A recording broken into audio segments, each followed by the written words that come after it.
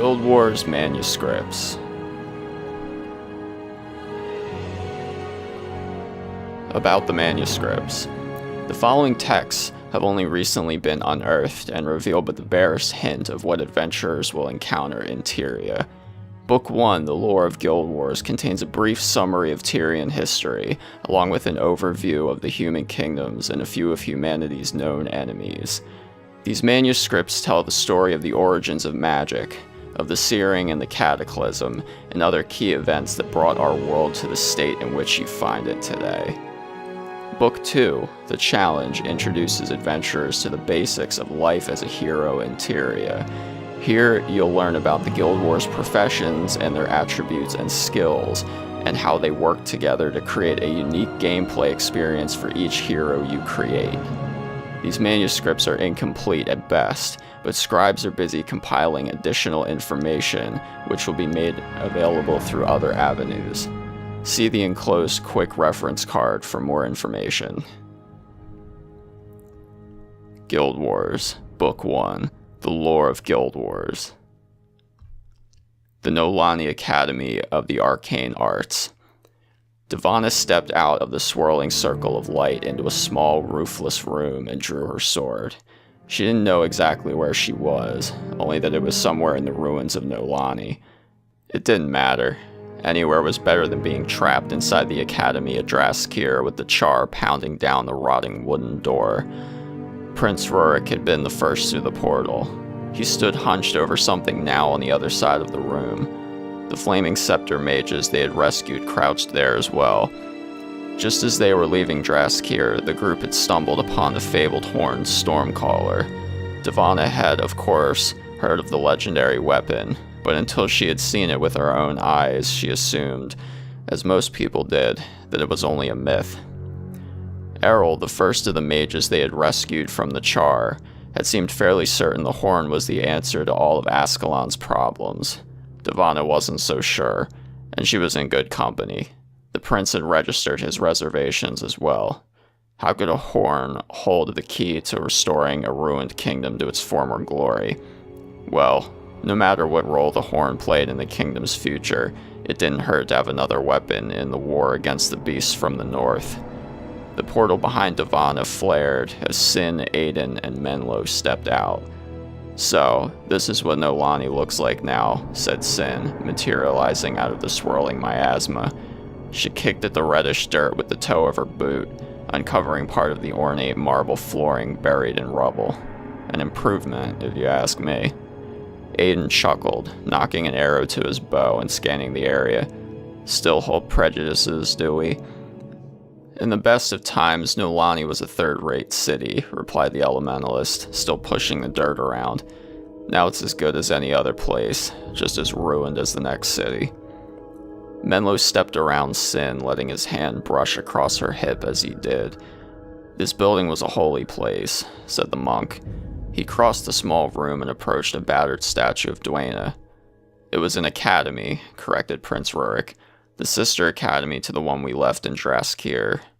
He had finished examining the horn and now approached the group. "Don't venture too far," Divana warned Menlo. "We don't yet know who inhabits this place."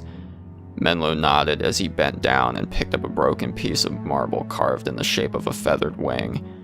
Lifting it from the ground, he tried to place it back on the statue of the goddess. It fit where it was supposed to, but it wouldn't stay put. Menlo held it in its place, admiring the temporarily whole goddess. Then after a moment, he respectfully placed the wing on the ground at Dwayna's feet. "My friends, the wall is not far. We can get to Rin within the hour." Prince Rurik turned and headed out of the small room. "Come, we need to bring the horn to my father, the king." Divana and the others followed the prince out to a larger courtyard. It was much like the last academy. Though the outside walls seemed to be mostly intact, the roof was gone and the windows smashed. A pair of defensive magical obelisks sat perched atop the front wall. Divana assumed they were erected during the Guild Wars. Academies were among the most popular targets for raiding guilds. Depriving a foreign nation of its most promising young heroes was a good way to avoid having to fight them when they were fully ready for battle. The doors of the gate were still shut, but from this vantage point, Devana could see the silhouette of the Great Northern Wall through the Academy's ruined facade. The arches on the upper level caught the morning light as they rose proudly into the sky as if to say, "We will never fall." "Home," said the warrior. Aidan placed his hand on her shoulder. "We'll be there soon."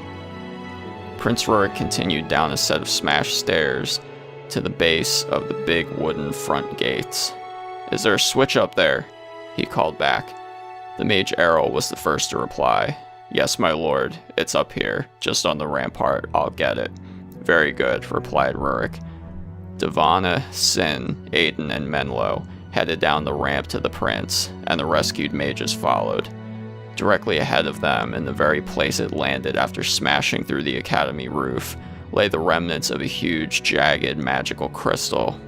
Devana had seen this sort of debris all over Ascalon. There were several crystals, like this one, still in the commons, just south of the wall.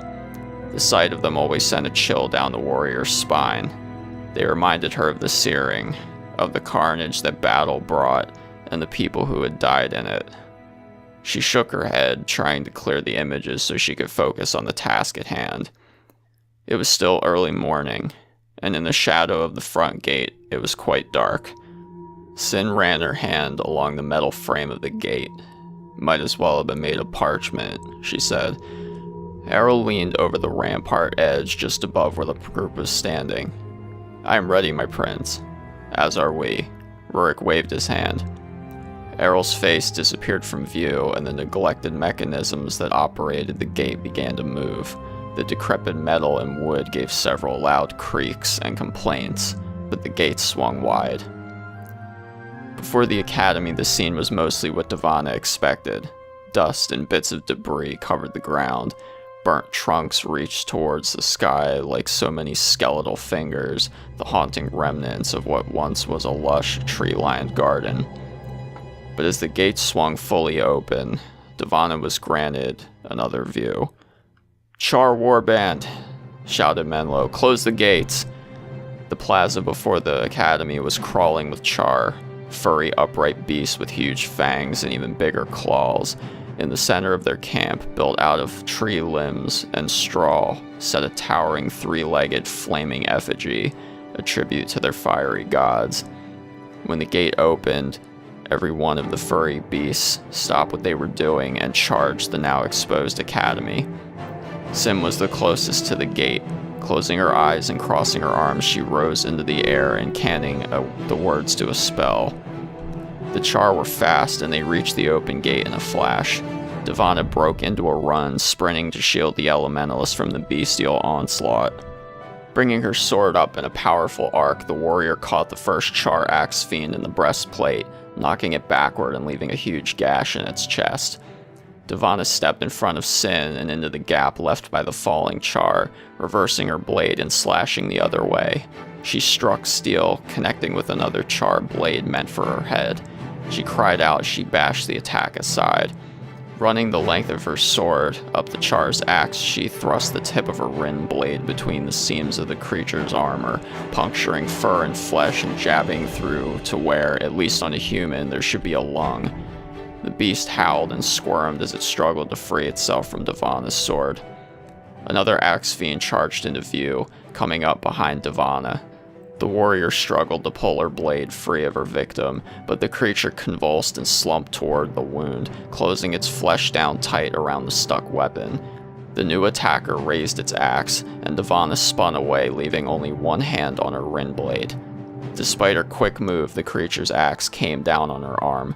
Devana hissed and braced for impact. Her skin flushed with a blue-white glow of divine magic, and the Char's weapon seemed to bounce off her flesh. "Nice catch, Menlo," said Devana through gritted teeth. A pair of arrows whizzed past Devana's ear, catching the axe fiend in the shoulder, knocking it back and pinning the furious creature to the wooden beam of the open gate. Clear of immediate threats, Devana lifted her boot and placed it on the wounded Char still attached to her blade. "Get off!" she shouted as she kicked with all her might. Her Rin blade came free with a sickening rip, and she whipped it to one side, clearing the steel of the Char's black blood. At that moment, Sin lifted her head and extended her arms, shouting the last word of her spell. The sky above lit up and huge cones of sputtering flame rained down all around. Those Char within a few steps of the gate were pummeled with magical balls of fire. Their fur caught quickly and their flesh began to bubble. The beasts let out nerve-rattling squeals and many fell dead where they stood. Those who hadn't been caught in the flaming rain stopped in their tracks, waiting for the conflagration to subside. The gates began to close again, pushing the bodies of dead Char out of the academy entrance as they did. "Divana, get back!" shouted Menlo. The warrior retreated to within the relative safety of the closing gates just as Sin's spell subsided. When the flames stopped falling, the Char rushed the door again. Most of them were caught outside, left to pummel their weapons against the heavy wooden door, but one made the dash, squeezing through the gate just before it closed. The beast eyed each of the Ascalons, grunted once, then turned towards a flaming scepter mage. With a bounding leap, it jumped on the weak, unarmored man.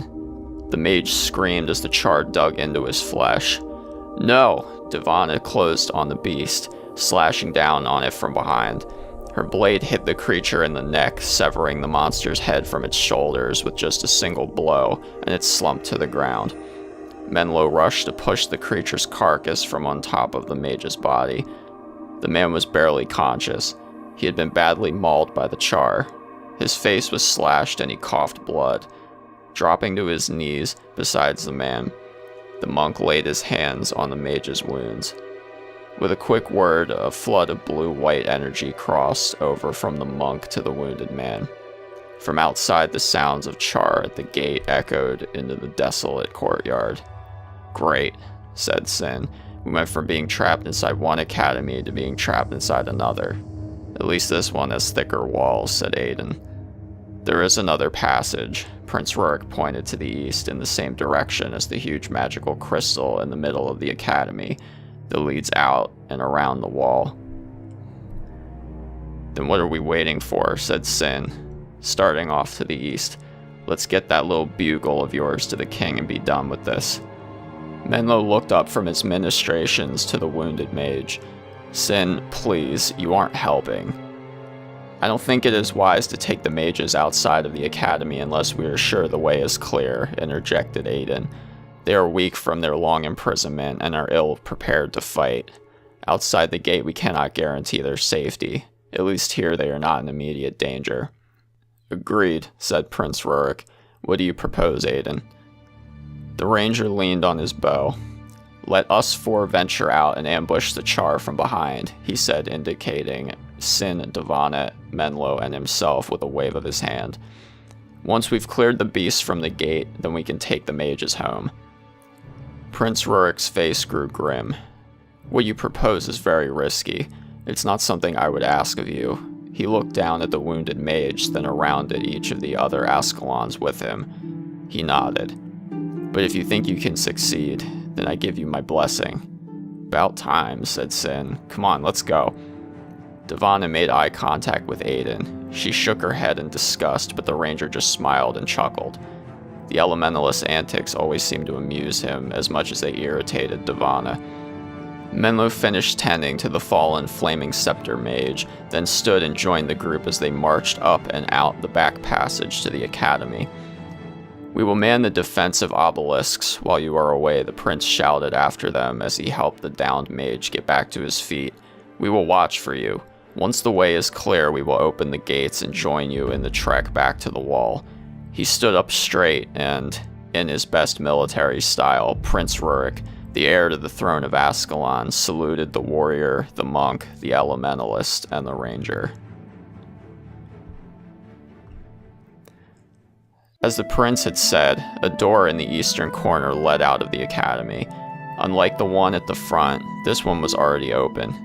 "Guess this place isn't as safe as you thought," quipped Sin.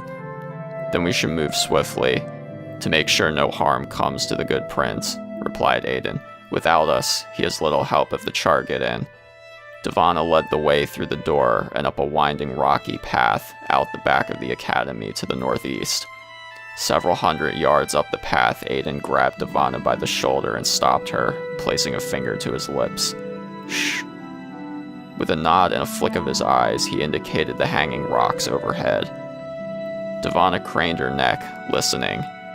She could just make out a slight sound, a scraping like someone dragging something. She looked at Aiden. Char, she whispered. Aiden shook his head. Devours. The ranger dropped to his knee and laid a pile of arrows out on the ground. Pulling a small vial from a pouch at his belt, he poured a few drops of a viscous green liquid on their tips, then knocked one to his bow and, returning the others to his quiver, headed up the path. The others fell in step behind him. Cresting the rise, Devana could see the double stinger tail, hooked claws, and thick carapace of a plague devourer. Only one, said Sin. Walk in the park. Aiden sighted down the shaft of his poisoned arrow and let it fly. It struck the creature, puncturing its chitinous hide with a crunching pop. Though it was on target, the arrow didn't kill the beast, and it turned toward the group, its tails waving in the air. Devana raised her sword over her head and charged in. As she came, the ground around the plague devourer began to shift and move. Small rocks tumbled away, and a pair of carrion devourers emerged from the baked earth. That's more like it, shouted Sin. That brought a smile to Devana's lips, and she gripped her sword tighter, advancing on the newly arrived vermin and swinging her blade downward onto one creature's head. The carrion devourer staggered backward under the blow. The plague devourer's tail stopped waving, and it pointed them at the warrior, casting something on her just before it fell dead from Aiden's poisoned arrow. Devana's knees grew weak, and her legs struggled to keep her upright. Her sword grew heavy in her hands, and as she swung at the creature again, her rin blade rebounded off the creature's shell, hardly making a dent. The plague devourer's hex had sapped her strength. The carrion devourers closed on the warrior, battering her from both sides. Devana's armor took some of the impact, but the creature's mighty pincers slashed her across the forearm and down one leg. Devana pushed herself to move more quickly, trying to parry the attacks of both creatures despite the hex that weakened her. She wasn't fast enough. A pincer raked across Devana's shoulder, puncturing her armor and dropping her to her knees. Something hit her hard in the chest, knocking her to the ground. Devana opened her eyes. A devourer sat perched atop her, its beady eyes peering down. The creature's mass flattened her lungs, and breathing was almost impossible. Great, she thought, squashed by a bug. Not the most heroic way to go. Devana's vision clouded, and her ears rang as consciousness began to slip away. The sound of Sin's voice came to her distantly. The elementalist spoke the words of an incantation Devana recognized, and a surge of adrenaline brought her fully back to consciousness. The ground around her lit up with flames. Spreading out in a wave, the magical fire washed over the downed warrior, roasting the two devourers inside their shells, turning them into crispy little curled-up balls.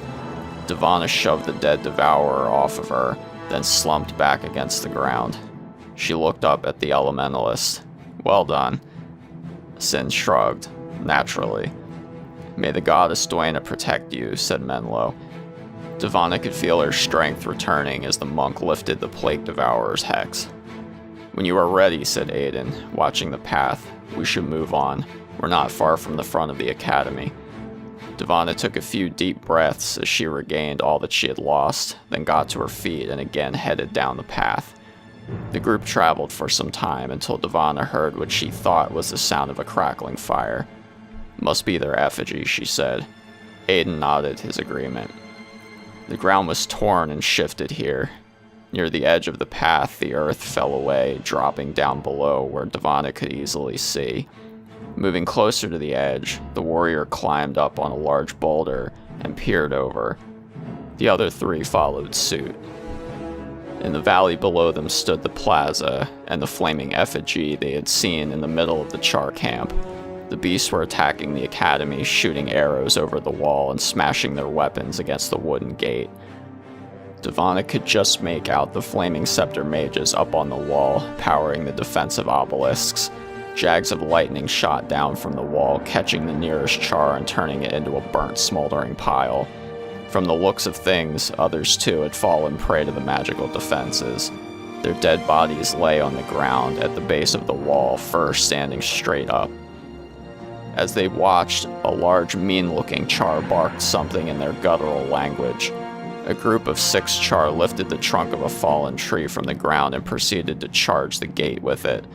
"That must be their leader," said Aiden, pointing to the order-barking char. "Then that's the one we should take out first," said Sin, standing up from her hiding place. "Sin, wait," said Menlo, but it was too late. The elementalist shouted and threw her hands out before her. A fireball launched from the tips of her fingers, arcing out and smashing into the big char. The char leader looked up at the ridge, then pointed. A volley of flaming arrows followed. "Now you've done it," said Aiden.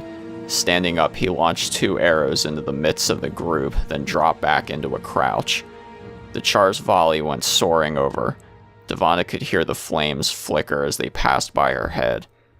A large crash sounded from below, and everyone lifted their heads to see. The char were using the tree trunk as a battering ram. "That gate won't last long," said Aiden. Devana stood up and backed away from the edge. "Then we'd best get down there." As one, the 4 heroes dashed down the path into the middle of the char camp. "Attack the axe fiend," shouted Devana, and she charged in ahead of the others. "That which is taken shall be returned. That which hath been broken shall be mended. That which hath displeased me shall be struck down at the hands of mine army." Menlo's words grew softer as the warrior ran, but the effects of his magic were far-reaching, and she could feel her body tingle with divine power. The first of Sin's fire spells impacted the creature's chest a step before Devana slashed the beast across its arm. The char let out a howl, then raked its axe across the warrior's face, cutting a deep wound into her flesh. But as quickly as the wound was made, her skin knitted itself together again. "Gotta love the monk," she grunted, raising her sword up over her head and bringing it down with the force of her entire body. Her rin blade cut deep, and the creature spouted blood. A pair of fiery arrows smashed into the axe fiend's face, and he went down. "Who's next?" shouted Devana, her adrenaline pumping. Arrows rained down on her as a pair of char stalkers perched on a small hill ahead answered her inquiry. One glanced off the chainmail protecting her belly, another clanged off her armored shin. In 3 huge steps, the warrior closed on the 2 char stalkers. Spinning as she neared them, Devana gained momentum, then slashed at the closest. Her sword cut through the char's bow and dug into the beast's gullet. The creature's insides spilled out and it dropped to the ground, writhing and howling in pain. The second char stalker knocked an arrow to its bow and let it fly. At this close range, the head of the arrow punched through Devana's armor, cutting into the front of her leg and exiting out the back. Devana shrieked in pain and frustration, limping on the freshly wounded limb. Turning her blade around, she shoved the tip into the creature's face, lodging it in its mouth. Holding the hilt with both hands, she drove the sharpened point straight up into the char's skull and out the back of his head. Yanking her weapon back, she let the char's lifeless corpse fall to the ground beside his companion. "The gate!" Menlo shouted. "They've breached the gate!" Devana looked up. The academy gate was smashed in and the char warband leader was climbing over it. "To the prince!" she shouted, and took off toward the gate with the others close behind. Running with all her might, Devana drove herself into a frenzy. Her rin blade danced left and right. Where a char stepped in front of her, it fell. They came at her from all sides and she took wound after wound, but each time Menlo was there to patch her up. Arrows flew and fire rained down. The group of 4 took on 3 times their number in char. They fought like cornered lynxes, the hope of their nation hanging in the balance. As Devana neared the gate, she could hear the roar of a char mixed with the shouts of the prince. "You are a pox on Ascalon," yelled Rurik, "and I am the cure." Flashes of light issued over the walls. Spells went off every few seconds, lighting up the ruined plaza with an eerie magical glow. Cutting down the last char in her way, Devana leaped through the smashed gate and hurried up into the courtyard. On the academy wall, Prince Rurik stood bravely in front of Errol and the other mages. His flaming sword held the Char leader at bay, but as a group, the prince and the Flaming Scepter mages were retreating and running out of room fast. The fight to the gate had taken a lot out of Divana, but she pressed on, climbing up the ruined stairs in pursuit of the Char warband leader. Right behind her, Divana could hear the others climbing through the gate. 4-on-1, she thought. I like those odds.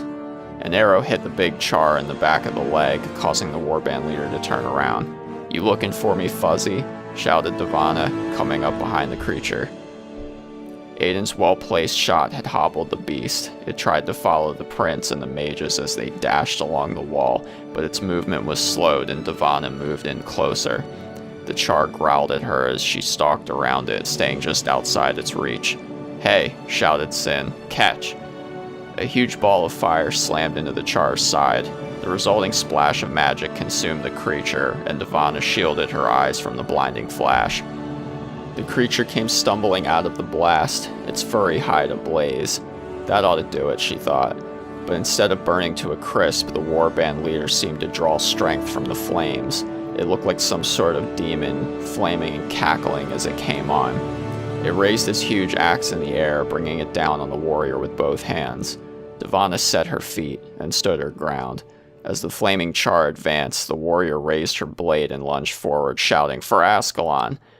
Their blades passed in midair. The creature's axe cleaved into her armor. The warrior's sword caught the growling beast just below the neck. The tip slipped past its crude metal chest plate and into soft flesh. Divana lost her grip on her Rin blade as she staggered back, her shoulder wounded heavily from the beast's pounding. The Char warband leader dropped its axe, clawing at its throat. It let out a strangled cry, a hoarse gurgling like the last breath of a drowning dog. Another arrow struck the beast and it lost its balance. Falling to one side, it caught itself on the edge of the academy wall.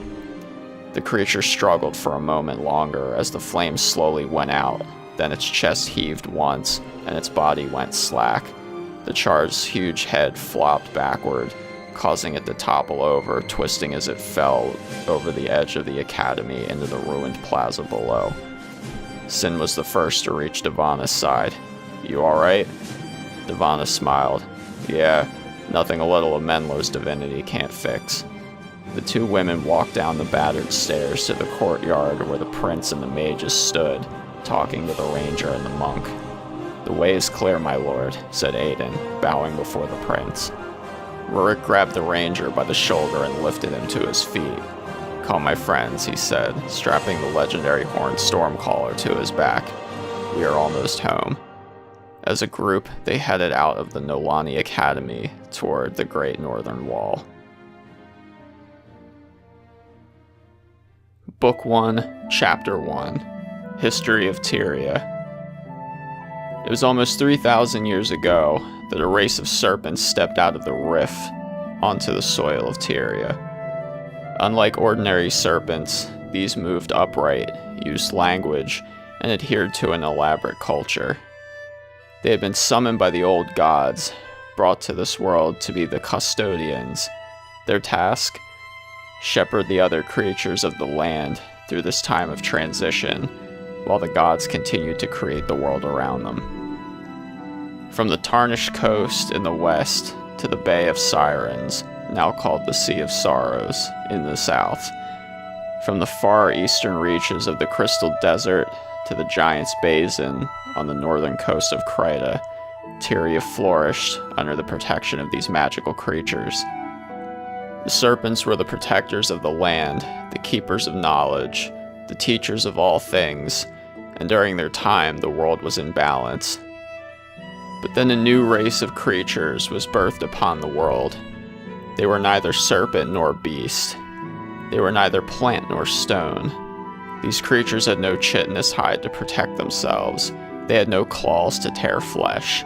They arrived naked and defenseless, except for one thing: their desire for control. This new race of creatures was none other than us humans, and in no time we began to take over. Cities bloomed across the continent, walls were erected, and weapons forged. Those things that we humans lacked, we simply built. We didn't need tough hides nor rending claws when we could make metal armor and sharpened spears. We discovered fire, wrote books of our own, passed knowledge to one another through song and verse. Soon, humans had everything we required, and it was then that we began to prey upon the other creatures. We hunted animals for sport, chased the druids from the jungle, and took up residence in lands that did not belong to us. We became the masters of this world. We took all of the privilege and none of the responsibility. In less than a century, the serpents who had protected and nurtured Tyria were no longer needed. The balance they had achieved had been undone, and there was no way to bring it back. Seeing that the world had changed, and preferring not to fight a war over control of the continent, the serpents retreated from the world of men. They left the coasts and the jungles. They abandoned their settlements in the highlands and in the mountains. Leaving the newcomers be, the serpents went on to live in the only place where humans did not, or could not, the Crystal Desert. The serpents never returned to the world of men, and slowly their influence faded. To humans, they were just a part of the past, spoken about only in legends and myths. Eventually their memory all but passed from human consciousness, but they were not gone, only forgotten. Despite the serpent's retreat, the gods never halted their work creating the world, and with the benevolence of indulgent parents, they decided to create magic. It was to be a gift to all the intelligent creatures, meant to ease a life of toil and make survival a less arduous task. When they had finished creating their gift, they presented it to the humans and the Char, the Tengu and the dwarves, the Minotaurs and the Imps, and all the races of the land. But the gods had not counted upon one thing: greed. Wars broke out immediately as the magical races fought for dominance. So much destruction was wrought that humans found themselves at the edge of extinction. When all seemed lost, it was King Doric, the leader of the United Human Tribes himself, who made the long trek to Ara, the city of the gods, on the Orient Peninsula. He gained an audience with the creators and begged them to help, to stop the wars and bring peace to the land once again. The gods heard his pleas, and they intervened. The forging of the world was complete. As their final act, the gods gathered back their gift of magic from all the races and trapped it inside a tall stone. They smashed the stone into 5 parts, 4 equal but opposing stones of magic and 1 keystone. Without the keystone, the other 4 couldn't be reassembled. Each of the first 4 stones was the embodiment of a specific school of magic: preservation, destruction, aggression, and denial. Magic would still exist in the world, but the devastating power of all 4 types together would never again be at the command of one single creature. Those who accepted the gift would have to cooperate if they intended to use it to its fullest. The gods told King Doric that since he had asked for peace, he and his descendants must carry the burden of protecting the stones. As an additional precaution, they used a drop of King Doric's blood to seal each of the stones.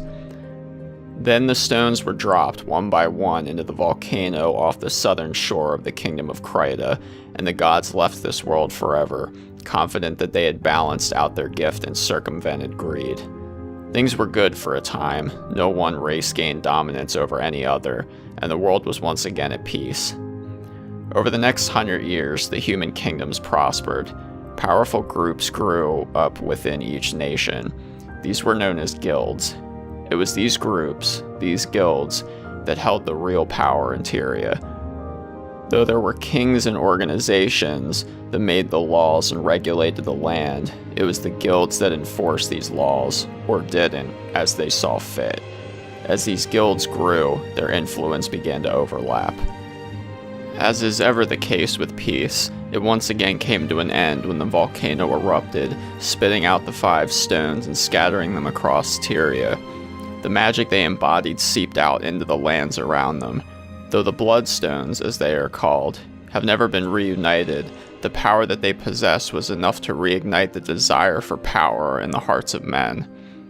The struggle for power commenced, and again war broke out. This time, though, the humans were not united. The guilds of the three most influential kingdoms on the continent battled each other for supremacy. The kings of Ascalon, Crita, and Or were not powerful enough to stop the conflict, for the armies of the guilds were even more powerful than those of their own home nations. The guild wars raged for decades, fueled by the desire for power and the influence of the Bloodstones. Never did the peace accords last long. Never did the negotiations take root. The conflict claimed the lives of many hundreds of thousands.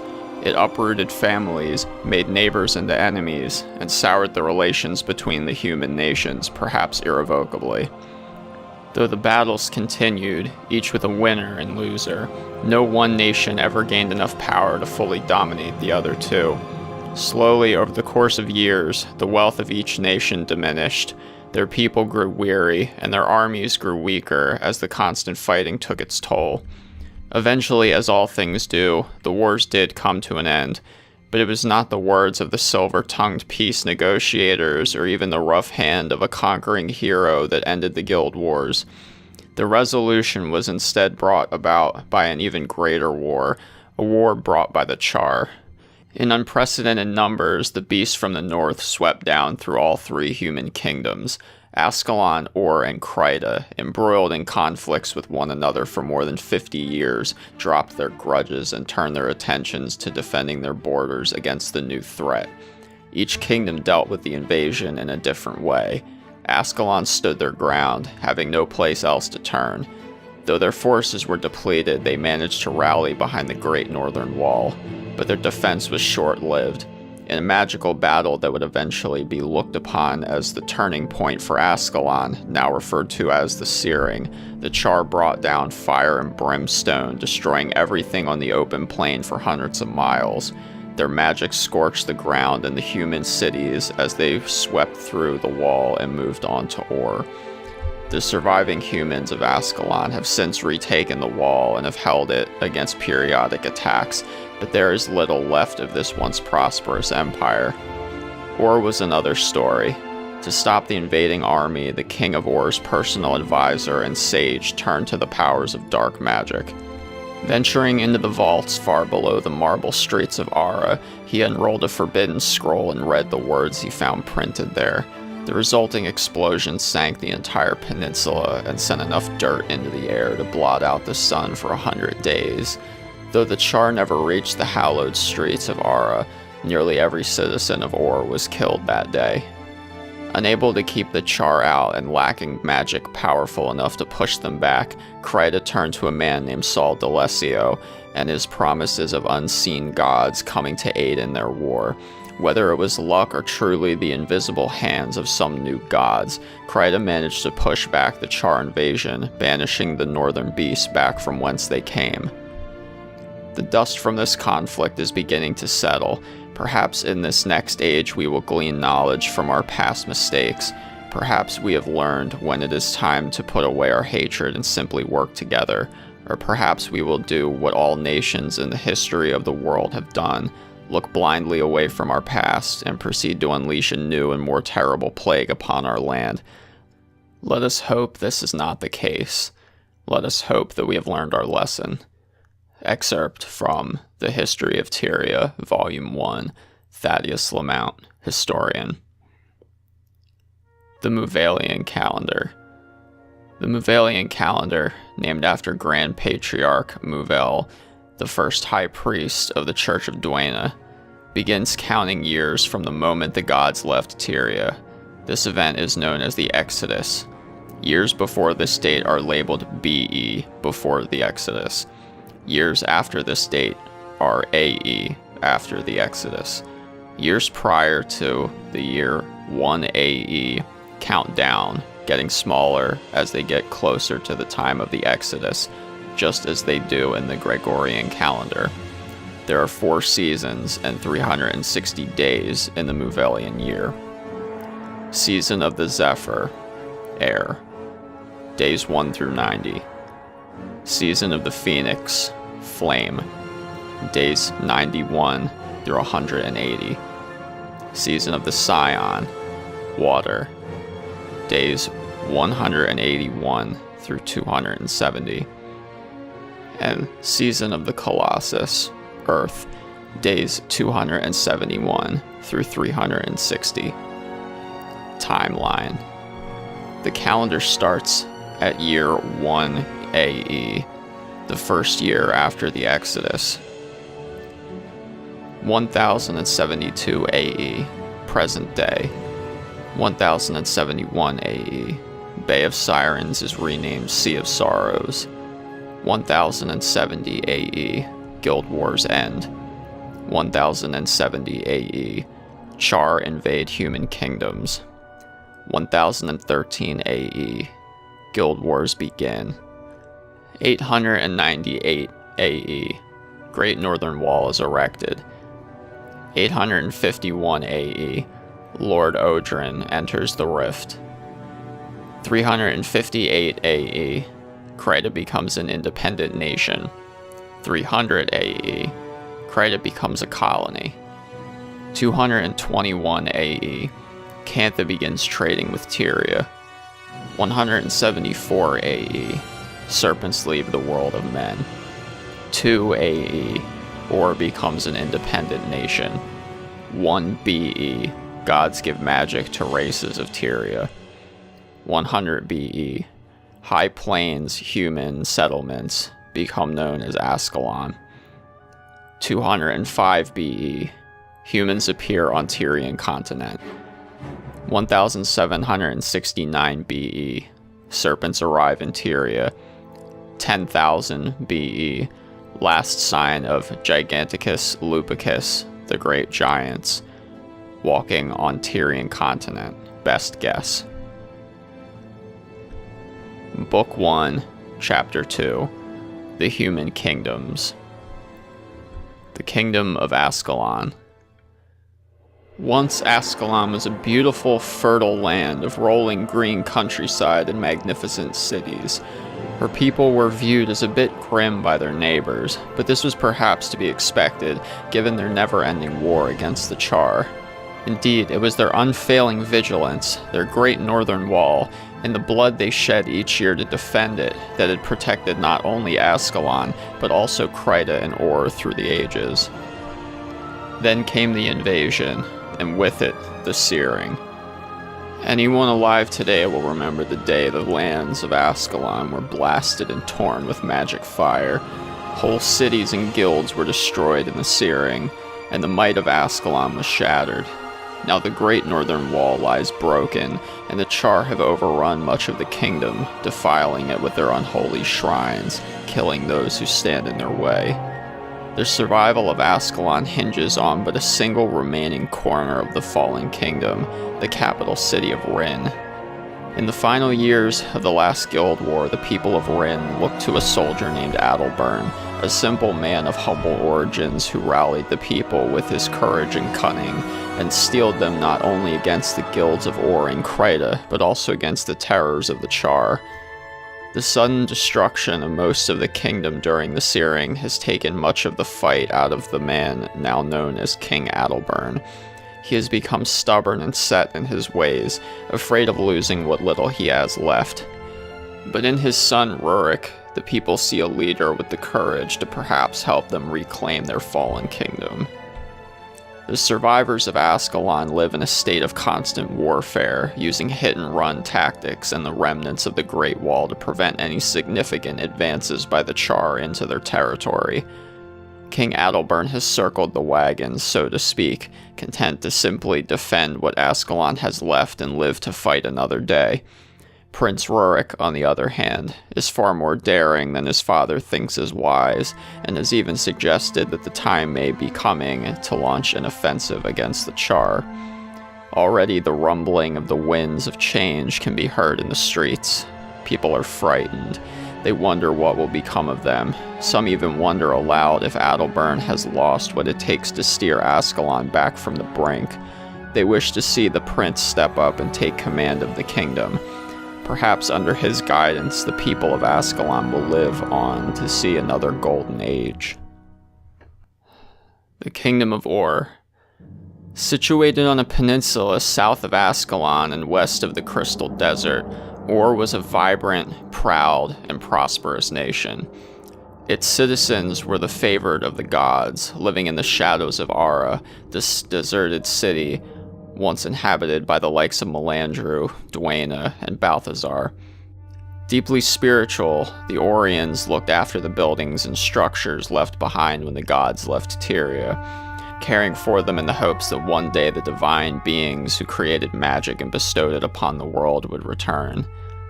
The Oriens were a peaceful people, hoping only to do their duty toward their gods and content to be rewarded in either this life or the next. When the guilds began feuding, or as a nation tried to stay out of the conflict, this was not the sort of struggle that entire kingdoms got involved in. But when the strife overflowed into armed conflict, and guilds from the other human nations began fighting in the streets of Ara, Ur rose to defend itself and the city of the gods. Soon after Ur mobilized its armies, Kryta and Ascalon did as well, and what had started as a dispute between localized groups became an all-out war. The guild wars raged for nearly 50 years. During that time, none of the three human empires was able to assert dominance over either of the other two. While Ascalon, Ur, and Kryta were busy fighting with each other, they became blind to the threat from the north, the Char. The northern beasts swept in, taking Ascalon in a spectacular magical battle. At first, Ur was saved from much of the fighting. The guilds with allegiances to Ascalon and Kryta withdrew, heading back to defend their homes. Ur regrouped, granting a moment to prepare simply because they were farther south. The Char had to make their way through Ascalon before they could reach the gates of Ara, but eventually Ascalon fell, and the Char arrived in Ur. Hopes were high that the Char army would be defeated quickly. The Orient army was the equal of any in Tyria, and the invaders had already fought a long battle against the Ascalons, but those hopes were dashed in less than 12 hours. The invaders reached the gates of Ara without breaking stride. The Oriens failed to protect their charge. With defeat at the doorstep and the kingdom nearly in ruins, one man turned to a forbidden magic. The king's own personal advisor in the matters of the arcane took it upon himself to destroy the invaders no matter the cost. Unrolling one of the lost scrolls kept inside a warded vault deep within the catacombs below Ara, he spoke the words of a litany that spelled the end of the kingdom of Ur forever. There are few who survived that day, now known as the Cataclysm. While the Char were never allowed to step foot in Ara, few count what the king's advisor did on that day as a victory. The resulting explosion felled the invading army where it stood, but so too did it sink the entire peninsula, leaving only a scattering of small islands in its place. The beautiful city of Ara was consumed. What's left above water now lies in a pile of ruins blackened by the cataclysm and years of neglect. All that remains in the wreckage of Ur are the wandering dead, those souls unable to rest in the shadow of this great disaster. The Kingdom of Kryta. There are two types of humans in Kryta: those who worship the mysterious unseen ones, and those who do not. The worshippers have become known as the White Mantle because of the long white sleeveless robes many of them wear. It is the responsibility of the White Mantle to oversee the other humans and impose upon them the rules and laws of the Unseen Ones. Those inside the organization receive special privileges, more food, better clothing, access to books, simply for abiding by the rules of the Unseen Ones and carrying out the orders handed down by the White Mantle High Priest. To the Krytans, the White Mantle are the root of law and order, the protectors or saviors, if you will, of their lands. The White Mantle maintain a series of temples all over the continent. Members of this organization frequently, though not always, choose to reside in these temples to better perform their duties to the mantle and to more effectively worship the Unseen Ones. Since the end of the last Guild War, and the repelling of the Char invasion, the White Mantle have maintained a high level of military preparedness. They don't ever want to be caught off guard again, and they often keep large stores of weapons inside their temples to use in case of emergency. It's also not uncommon for followers of the Mantle philosophy to be highly trained warriors. Fighting skills will come in handy if the day comes when they need to once again defend Kryta from invasion. Saul D'Alessio, founder of the White Mantle. Saul D'Alessio was a fallen man.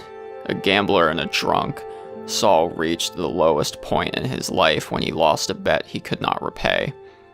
At the time, the local betting house was run by the Lucky Horseshoe, a gambling guild whose influence spanned almost the entire length of the continent. To avoid defaulting on his payment, Saul took to robbing merchants traveling on the road from Beetleton to Shaymore. Though he successfully paid his debt to the Lucky Horseshoe, he was eventually fingered by one of his victims and tried as a thief. His punishment was exile from the kingdom of Kryta. The local authorities blindfolded him and rode him out 3 full weeks before leaving him to fend for himself. Alone, broke, and lost, Saul wandered through a dense forest for several days, surviving on only roots and berries. On the 4th day, delirious with hunger, Saul emerged from the trees to see what he thought was a hallucination, a city of massive towers reaching into the heavens. The architecture was astounding, and the creatures who lived here were unlike any he had ever seen. Walking down into their city, Saul got a closer look at the denizens of this place. They were tall and thin, with strange wing-like appendages that waved about in the slightest breeze. When they walked, their feet seemed not to touch the ground, and when they spoke, it was the most melodious sound he had ever heard. Surely these creatures were the stuff of divinity. Hungry and exhausted, his clothes ragged and dirty, Saul dropped to his knees and touched his forehead to the ground. He found his gods, and they, in turn, had found their most devoted disciple. Saul D'Alessio returned to Kryta a changed man. His rags had been replaced with a sleeveless, pure white robe embroidered with golden thread. His once sunken, sickly features were again full and healthy. He no longer craved the bottle, no longer wished to strike it rich gambling. His life had purpose. He had returned to spread the word, to deliver his finding to the humans of Kryta. During this time, the Krytan Empire was in the midst of 2 wars, one against the guilds of the other human nations, and another against the beast-like Char. Food was becoming scarce as the invaders burned the crops and salted the fields. It was then that Saul came to the people, offering help from his powerful, enigmatic gods. Saul's new faith was so powerful that soon he had a small following. As a group, they traveled the land, recruiting more and more, offering salvation from trying times. Though no one ever saw the winged gods, or their cities of massive towers, they took Saul at his word that they did truly exist. Saul was a shepherd, and his sheep followed his every step. Those who showed real conviction were given white robes, each embroidered with golden thread. This was the beginning of the White Mantle. Beaten, outnumbered, leaderless, and facing almost certain death, the people of Kryta looked to Saul to lead them out of their darkest hour. Saul D'Alessio was transformed from a messenger into the general of a great army. With their new faith and their new leader, Kryta and the White Mantle managed to push out the Char, forcing them back over the mountains. Though his efforts were successful, Saul eventually lost his life fighting the war that freed the humans of Kryta. In his last offensive of the war against the Char, Saul led his troops deep into Char territory. His network of spies, though normally quite effective, failed him on this day. The Char were waiting in ambush, and the beastly creatures slaughtered Saul's unit to the man. Consequently, Saul became a martyr for the White Mantle. His teachings live on in the temples, and his name adorns a sea coast on the southern edge of Kryta. a memorial to a man who brought peace and prosperity to the people of this tropical region. Book 1, Chapter 3, The Old Gods. Dwayna. The goddess of life and air, Dwayna is the even-tempered leader of the Old Gods. Her followers are mainly healing monks and elementalists specializing in air magic, though in times of war, there are few denizens of Tyria who have not let fly a prayer to the winged goddess to spare them or their loved ones. Dwayna is often depicted as young, tall, and slender, rising over the ground on huge feathered wings. Balthazar. The god of war and fire, Balthazar is often worshipped by warriors and elementalists, though there are monks who have been known to follow his scriptures as well. Army commanders and guild lords will often say a few words to the bastion of martial glory before leading their followers into battle. Balthazar is frequently shown holding a great sword, its tip lodged in the ground, with a pair of battle hounds sitting at attention at his feet. Grenth. Necromancers learn early that the way to true power is by bowing down at the foot of the god of death and ice and pledging total undying allegiance.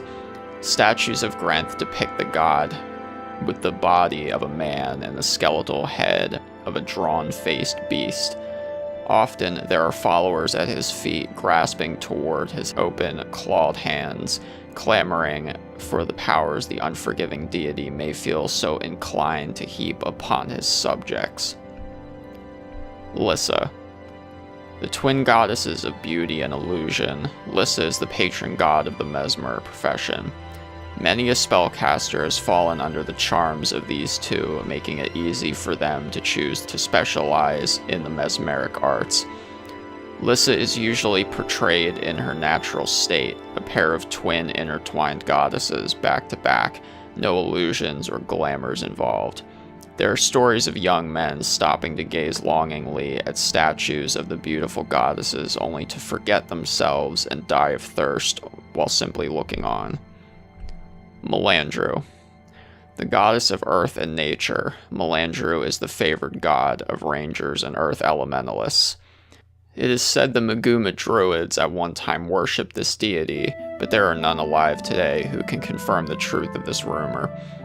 Melandru is frequently depicted as a human female torso, whose lower body is the trunk, branches, and roots of a living tree.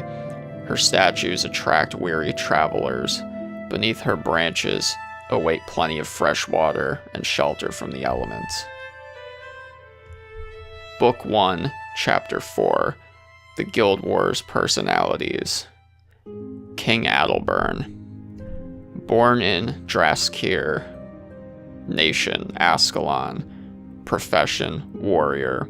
Age, 61. Descended from the great King Doric, King Adalburn is well liked by the citizens of Ascalon. His easy demeanor and battlefield heroics secured his spot as one of the most popular kings in the history of the walled nation. In his younger days, Adalburn was the champion of his guild, Ascalon's Chosen. Tales of his feats during the guild wars are told and retold today, the enemies he fought growing larger and fiercer as the stories are passed from one mouth to the next. He's older now, and though he's a well-liked king, his insistence that the army can hold back the beasts from the north has started the people whispering to each other in the streets. Not everyone agrees with the king on this matter.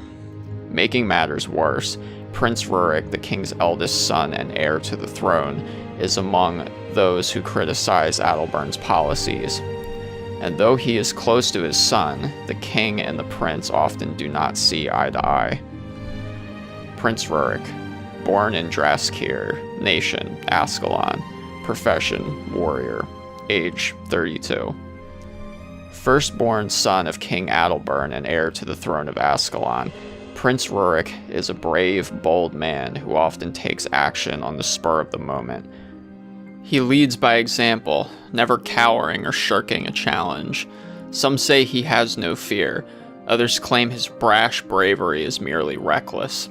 Regardless, the prince is liked by almost everyone in Ascalon, and he spends much of his time among the citizens, preferring the company of commoners to that of Ascalon's rich upper crust.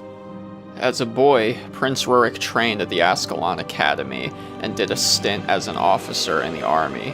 Today, he maintains a fighting force of his own, known as the Ascalon Vanguard. These soldiers are completely independent of the king's financing and influence.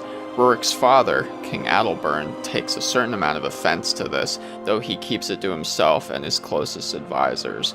Though the prince is loyal to his father, he doesn't always agree with the man's methods or ideology. King Jalus Ironhammer, born in Grubel's Gulch, nation Deldrimor, profession warrior, age 127. The wise king of the Deldrimor dwarves, King Jalus Ironhammer, rules his people from the peaks of the Shiver Peak Mountains. He is a smart, strong, patient man who makes decisions based solely on how they will affect the well-being of all the dwarves in Deldrimor. He lives to serve his people, and they love and respect him for it. There are those, however, who wish to see the good king taken out of power, namely, the Stone Summit, a group of xenophobic dwarves who have broken their ties with Deldrimor and are trying to take control of the Dwarven nation. Over the past several years, the Summit have been growing their power, and a civil war is brewing. King Jalus Ironhammer does not want to fight other dwarves, but he will do what he must to keep his people safe. Along with his loyal brother, Breknar Ironhammer, the king has rallied his forces, and they stand ready to defend their home. The question on the king's mind, though, is this: can he win? Divana, born in Rin, nation Ascalon, profession warrior, age 24. Divana is quite serious and direct in her dealings with others. She aspires to be a great warrior just like her father. At times, this aspiration turns into a tremendous internal pressure to succeed. Divana's father was one of the leaders of Ascalon's Chosen, a prestigious and well-respected guild. He died defending the city walls against a raid by an Orian guild during the last guild war. Divana was only a little girl at the time, but since that day, she has dedicated her life to mastering the martial arts of sword and hammer. Divana is the level-headed leader of the party. She always assesses a situation before rushing in, which sometimes puts her at odds with the brash Sin. Despite her restraint and control, Divana has a temper and it can get the best of her. She would sacrifice her own life to save the life of a friend, and she frequently puts herself in harm's way to protect those who travel with her. Divana has a deep sense of loyalty and duty. To her, there would be no greater honor than to follow in the footsteps of her father and give her life defending that which is most dear to her. Sin, born in Sirmia, nation Ascalon, profession elementalist, age 20. A former child prodigy, Sin always had people catering to her every whim. Her family was among the nobility in the city of Sirmia until the Char invasion and the Searing. When Ascalon was destroyed, Sin got caught outside the wall. Sirmia was one of the first places to fall during the initial assault. A magical projectile fell directly upon her palatial home, killing her parents and trapping her under a broken table for several days. A Char warband discovered her while looting the city. They dug her out, thinking to make a meal of her, but Sin had other ideas. She single-handedly wiped out the entire warband, turning them and the remains of her home into little more than a smoldering pile of ash. Sin is a bit of a princess, but with a decidedly dark streak. She's often cynical and flippant when dealing with authorities or situations that seem hopeless. She's highly intelligent, and magic comes easy to her. Because of her experiences during the Searing, Sin has developed a rather cavalier attitude toward her own death. Consequently, she tends to bite off more than she can chew and often gets herself and her friends into trouble. Aiden, born in Cree Foothills, nation Ascalon, profession Ranger, age 32. The son of a huntsman, Aiden grew up with a quiver of arrows on his back. His mother died giving birth to him while his family was on a wagon train from Narrated to Ascalon. As soon as the boy was old enough to hold a bow in one hand, Aiden's father packed up just the good steel heads of their tools, and the two men headed off into the wild. They found a spot in the middle of a forest clearing, refitted their tools with hand-carved handles, and built their own home from scratch. Aiden is a survivor. Nothing is out of the question if it means he and his companions will live for another day. He thinks fast and acts even faster. His inner calm, a sort of simple confidence, has a way of infecting everyone around him. Being the oldest member of the party, he has the wisdom of years his younger counterparts lack, though he never feels the need to lord it over them. He does feel a certain amount of responsibility to keep the group informed and out of trouble if at all possible. From time to time, he takes on the role of group patriarch, but only if there is a meltdown and he sees the need for his cooler head to prevail. Menlo, born in Serenity Temple, nation Ascalon, profession monk, age 22. Born in Serenity Temple to a priest of Duena and priestess of Balthazar, Menlo has been steeped in the teachings of healing and smiting magic. A devoted servant of both Duena and Balthazar, he has studied hard his entire life and has been rewarded by both the gods of his provenance. But paying allegiance to two gods has not been without its consequences. Without a clear path to follow, Menlo has a tendency to overanalyze situations and possible consequences, not sure whether to take the path of aggressive strength or that of defensive grace. Menlo has spent most of his life inside Serenity Temple, paying homage to the old gods and studying the path, which will lead him to enlightenment. He is rather timid as the story begins, not completely trusting of his magical prowess, but with Sin's help he gains confidence and becomes more comfortable with his considerable power. Book 1, Chapter 5. Enemy Armies. The Char. The land north of Ascalon's protective Great Northern Wall is occupied by a savage race of beasts known as the Char. To the Char, flame is the physical representation of their gods. In order to keep the gods happy, they must first fulfill their obligation to the flame. To that end, the Char have constructed a series of sacred buildings known as flame temples. On raised platforms, these bestial creatures have inscribed huge circular runes which define and magically feed the sacred fires. Further defining the ring are pillars of pure obsidian or carved sandstone, sculpted to depict the faces of the mysterious creatures the Char worship. Between these pillars, in the very center of each of these temples, are the ever-burning sacred flames. The Char believe that as long as the flames are burning, the gods are pleased. If the flames go out, then the Char have failed in their duties and will be punished by the gods. Each temple has its own fire, which is tended at all times by 4 Char flame keepers. The flame keepers have only one job: to keep the sacred flame burning. This is the most prestigious position a Char can occupy. Only the strongest, most capable Char can take this honor, and all other Char bow to the flame keepers.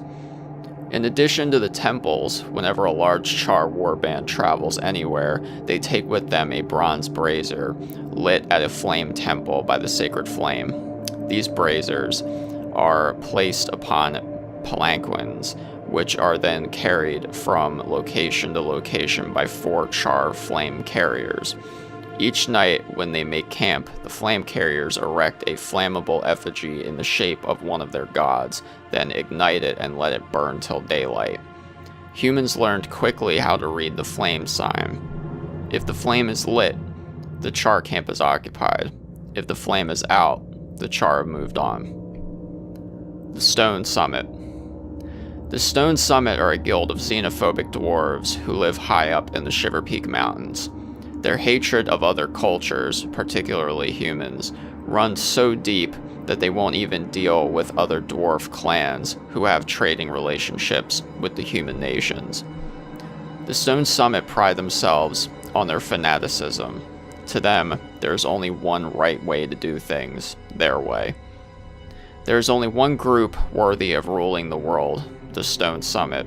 All other life is meaningless. They are cruel, brutal, calculating, and cold-hearted to a degree rarely seen in civilized nations. A Stone Summit dwarf could split a man's head without a thought and feel as little concern as if he had just stepped on an earthworm. The Stone Summit leader, Dagnar Stonesplitter, is said to aspire to one day rule all of Tyria. His methods are messy but effective. The price he extracts for failure is death, which tends to put a hard edge on everything. Those dwarves who have managed to survive inside the guild for any significant period of time are as tough as stone and just as cold. They execute their orders with a brutal efficiency, knowing that they must succeed or die. The Stone Summit have a penchant for slavery. They can often be found riding giants and other beasts, bound with all manner of manacles and restraining devices. They don't bother to tame their mounts, rather preferring to simply chain the beasts and overpower them, making them bend to their will rather than becoming accustomed to their new role. If given the opportunity, they would enslave humans and other non-pure dwarves as well. The Undead. Except for the oblivious differences, lack of skin, hair, a working circulatory system, and so on, the Undead army are very much like any living human army. They have military ranks, a chain of command, and a set of marching orders. The bulk of the army is made up of once living humans, though there are tales that when this force marches into battle, an animated skeleton of a once grand dragon marches with it. There is much speculation about the undead of Tyria and what their goals might be. Many believe that they are the remnants of Or, those lost souls who were so disturbed by the destruction of their home in the cataclysm that they refuse to pass into the next life. Others believe that there is a more sinister force motivating these creatures, a malevolent being who has raised the resting dead to do his bidding.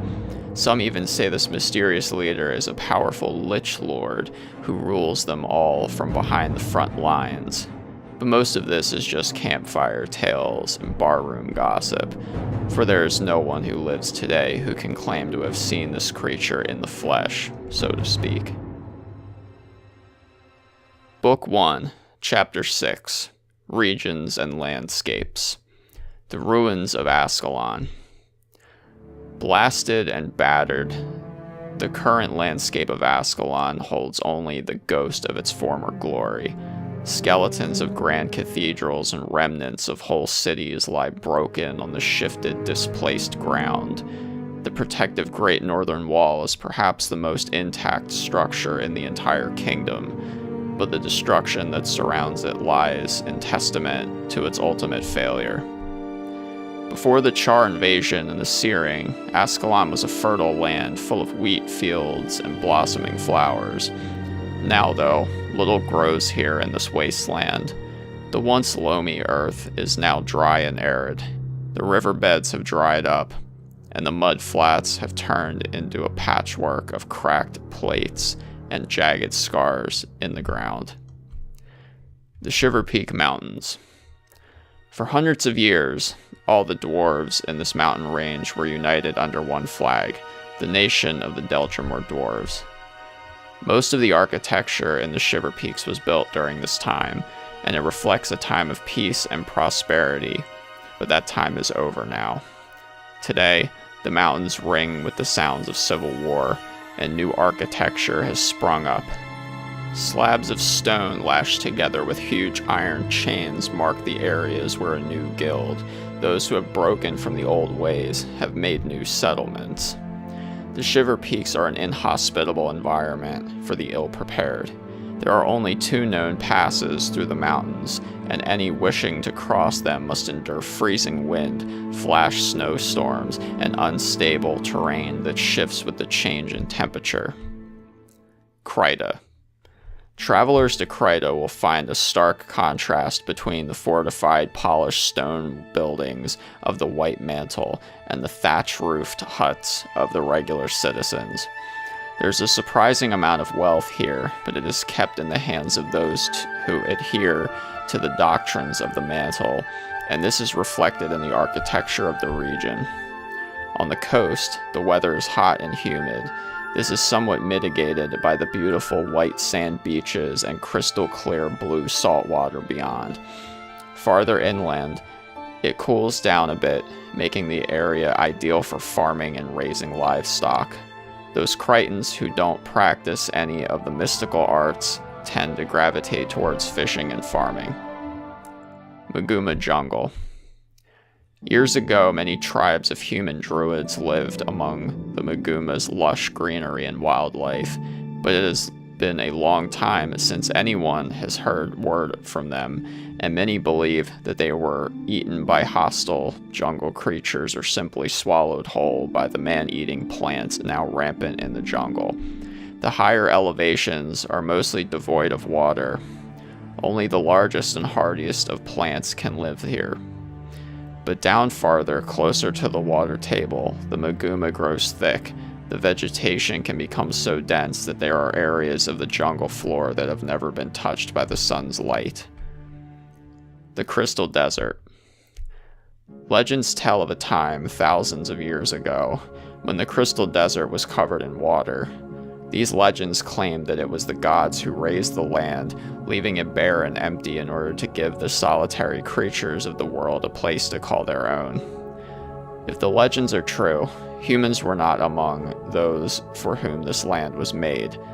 There have been attempts by humans to settle in the desert, but they have, without exception, failed miserably, leaving behind only the grand monuments they built here, proclaiming their short-lived triumph over this harsh land. The weather in the Crystal Desert is hot and unforgiving. The winds blow hard, making and unmaking dunes, covering up the present and uncovering the past.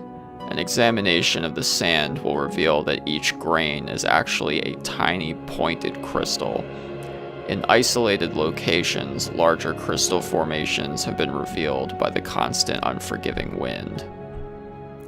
The Ring of Fire Island Chain.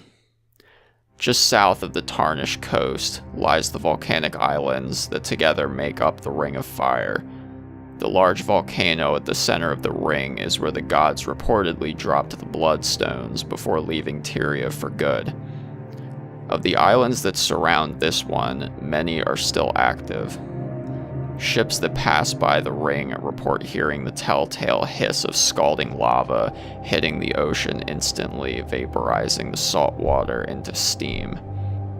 The reefs off the islands are formed of black pumice stone. There are very few natural ports, and those that might be suitable for docking would bring the crew of the ship within danger of being caught by a sudden, unexpected eruption. There are no known settlements in the Ring of Fire. The Underworld. The Rift. Before there were humans or dwarves, before there were even worlds or the stars that light the night sky, there was but one thing in the universe: the mists. The mists touch all things. They are what binds the universe together, past, present, and future. They are the source of all good and evil, of all matter and knowledge. It is said that all forms of life, no matter how simple or complex, can trace their origins back to this one place. In the middle of the mists is a spot where time moves neither forward nor back. It is a tear in the fabric of the cosmos, the point of perfect balance between all forces of the universe. This place is known as the Rift, and there is nothing to which it does not connect, nothing that cannot be reached from inside it. Those who have the know-how to travel across the universe through the mists must pass through the Rift on their way to all other places. It is the center of all things. The Hall of Heroes. In the center of the Rift, deep inside the mists, stands the imposing walled fortress known across the multiverse as the Hall of Heroes. This structure is the pinnacle of the afterlife. When a hero dies, his spirit goes to one of two places. Either it is buried with the deceased body, forever trapped inside the rotting flesh and rancid bones of the corpse, or it is released into the rift. This latter honor goes to only those few whose deeds in life were legendary enough to be known across multiple worlds, and fewer still earn a place among the souls ensconced inside the hall itself. For a long while, the rift and the Hall of Heroes were accessible only by those who had passed from the mortal world into the immaterial. It was the land of the dead, an exclusive club whose membership cost the blood of one's own life. But within the last century, all that has changed. Lord Oedrun's Folly. Using a spell of his own devising and the sacrifice of many souls, Lord Oedrun, a powerful arcanist who specialized in the study of temporal distortions, opened a portal that offered him access to the mists and eventually into the rift itself. The spirits who had given their lives to earn access to the hallowed afterlife were outraged. They turned their fury upon the intruder, attacking Lord Oedrun with all of their legendary collective might. But it had been hundreds of years since most of the spirits had interacted with the physical world, and none of them had ever done so in their shadow form. As powerful as they had been in life, they could not harm the physical manifestation of the Wizard Lord, not yet. He was untouchable here in the land of the dead, and traveled freely through the Hall of Heroes. Over the years, Lord Oedrun learned to use the rift to travel across the multiverse. He opened portals on nearly all of the different worlds, turning the rift into his own personal gateway. But though he was clever, the Wizard Lord was himself only mortal, and eventually the spirits of the Hall discovered a way to interact with the corporeal world. Oedrun's last physical journey through the rift cost him his mortal life. The Wizard Lord was torn to shreds by hundreds of angry souls seeking retribution for his trespasses. When Oedrun's mortal body died, the wards and enchantments that kept his portals hidden failed, and the gates to the Hall of Heroes were laid open to all who were able to find them. The Wizard Lord had been canny, though. Oedrun knew that one day he too might be ensconced in the Hall of Heroes, so he hid the portals in the most treacherous locations he could find. The fear of death, he surmised, would keep the meek at bay. But a long time has passed, and it is clear now that the Wizard Lord, like the gods before him, underestimated the greed of men. Over time, the whereabouts of the portals have been revealed. Though they remain difficult to get to, there are those with enough skill and enough bravery to reach them, and every day the numbers of intruders to the Hall of Heroes rises.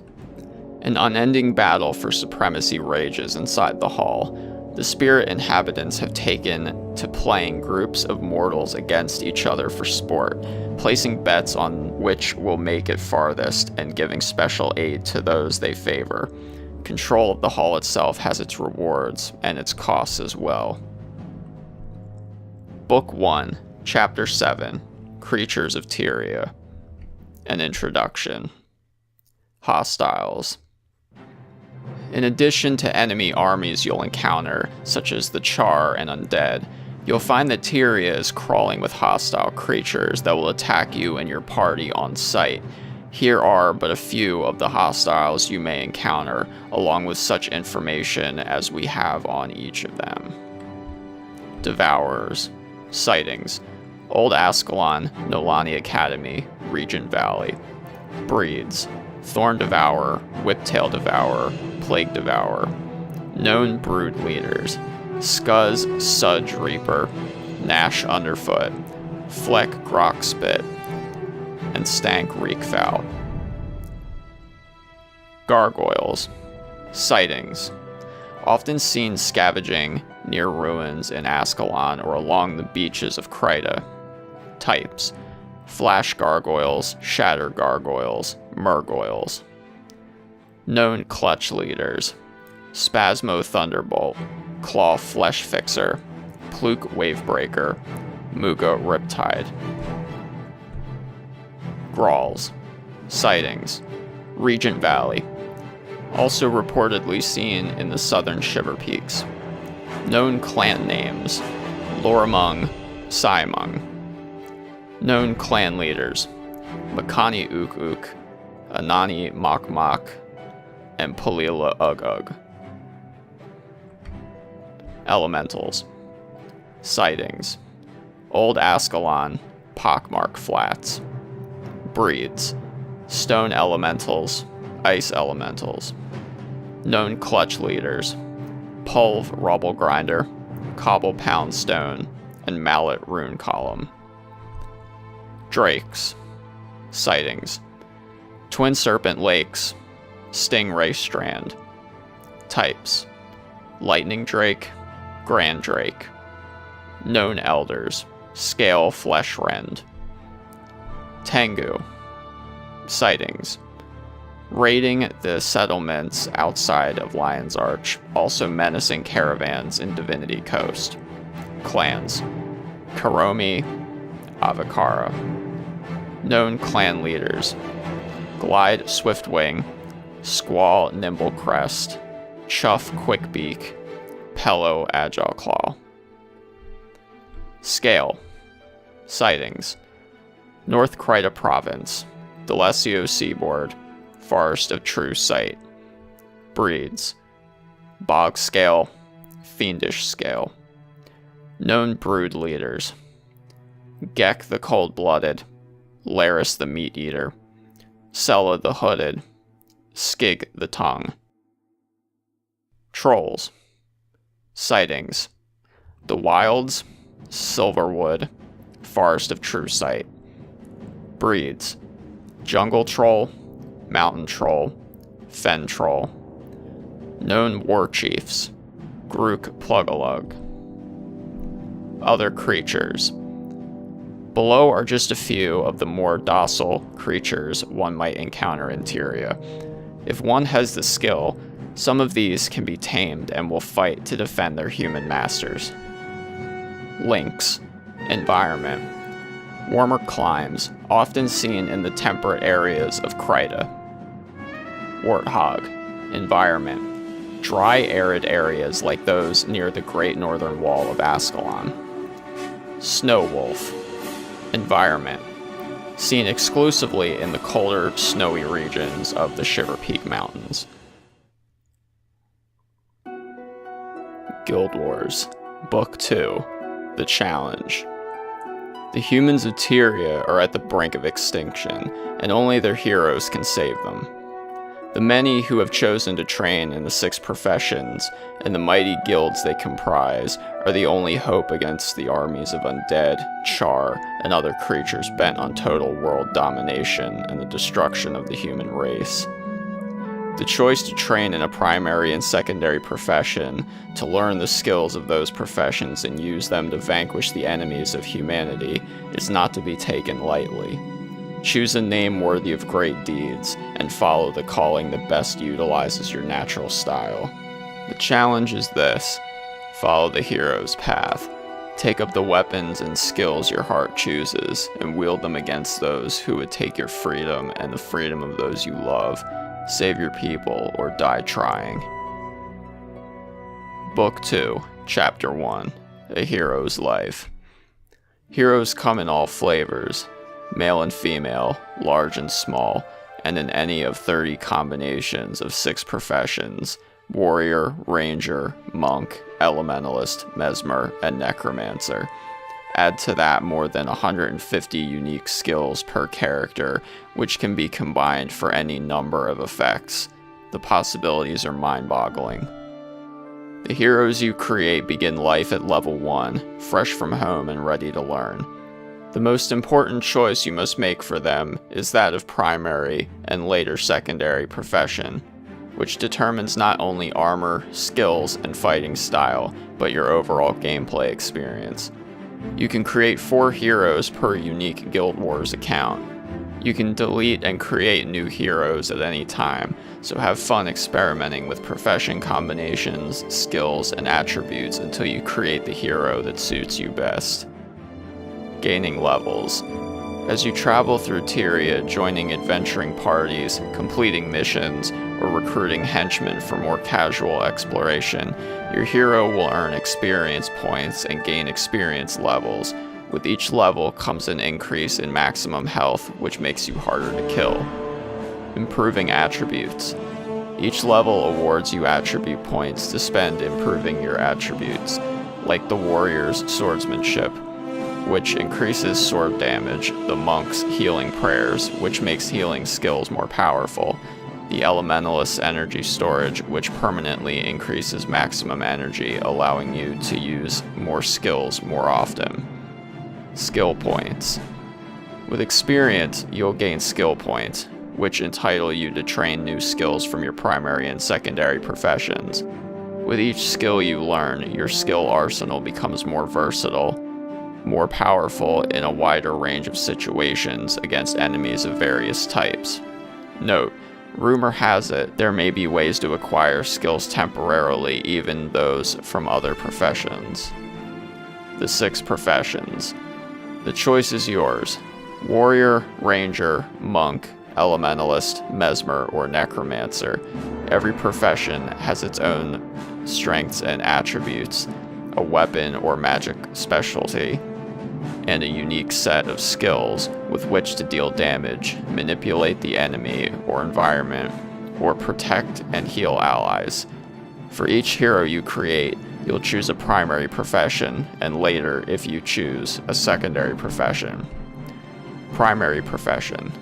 Your primary profession determines your hero's basic appearance, including the type of armor you'll wear. It is your hero's outward identity. It also provides several attributes that improve skills over time, including a primary attribute that is not available when the profession is chosen as a secondary. Secondary profession. Your secondary profession provides your hero with a second set of attributes and skills to complement the first. Your secondary profession does not have access to the primary attribute for that profession. Attributes.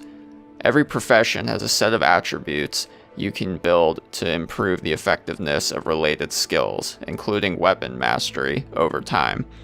Each profession's attributes are geared for a distinctive fighting style, and by choosing attributes for improvement, you create a specialized style all your own.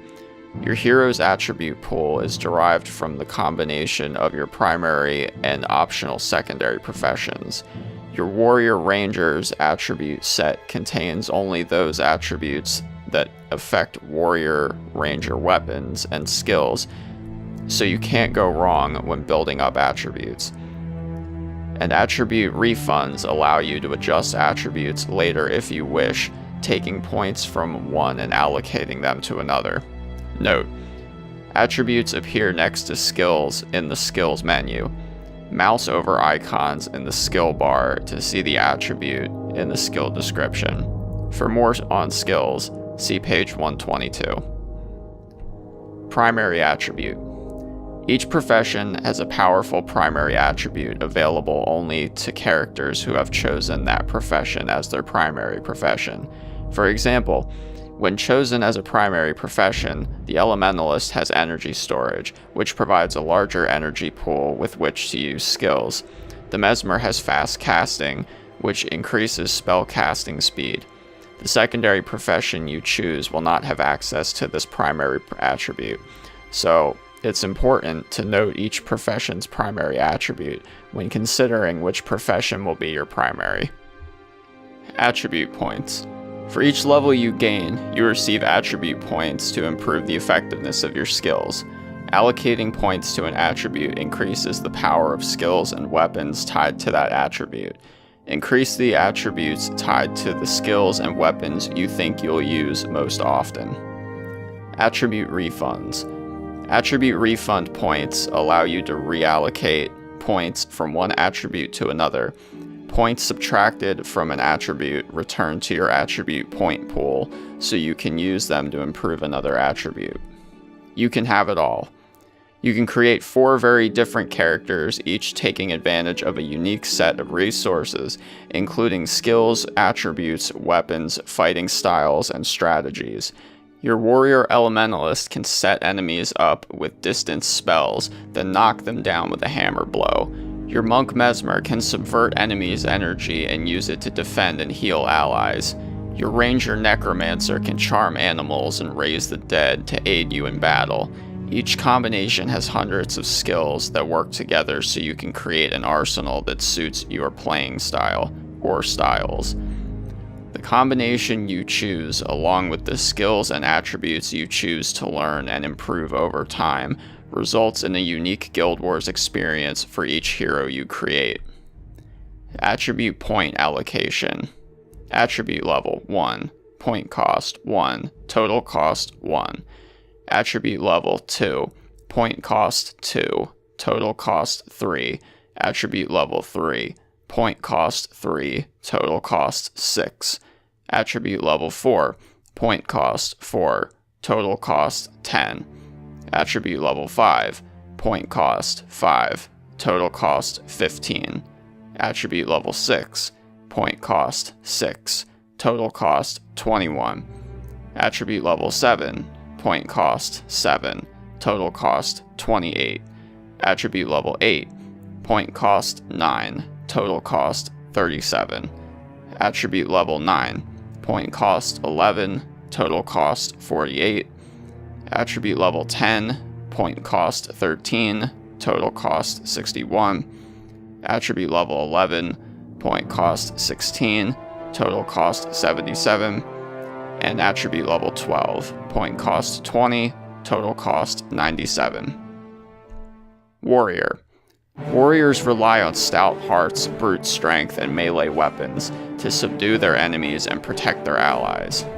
They generally disdain long-range warfare, preferring instead to charge directly into the fray swinging their weapon of choice. They can take a beating unlike anyone else. Warriors are equally comfortable wielding axe, hammer, or sword, though many choose to master one weapon over all others. Many warrior skills require adrenaline, which builds up during combat to enable those skills, and usually results in major damage.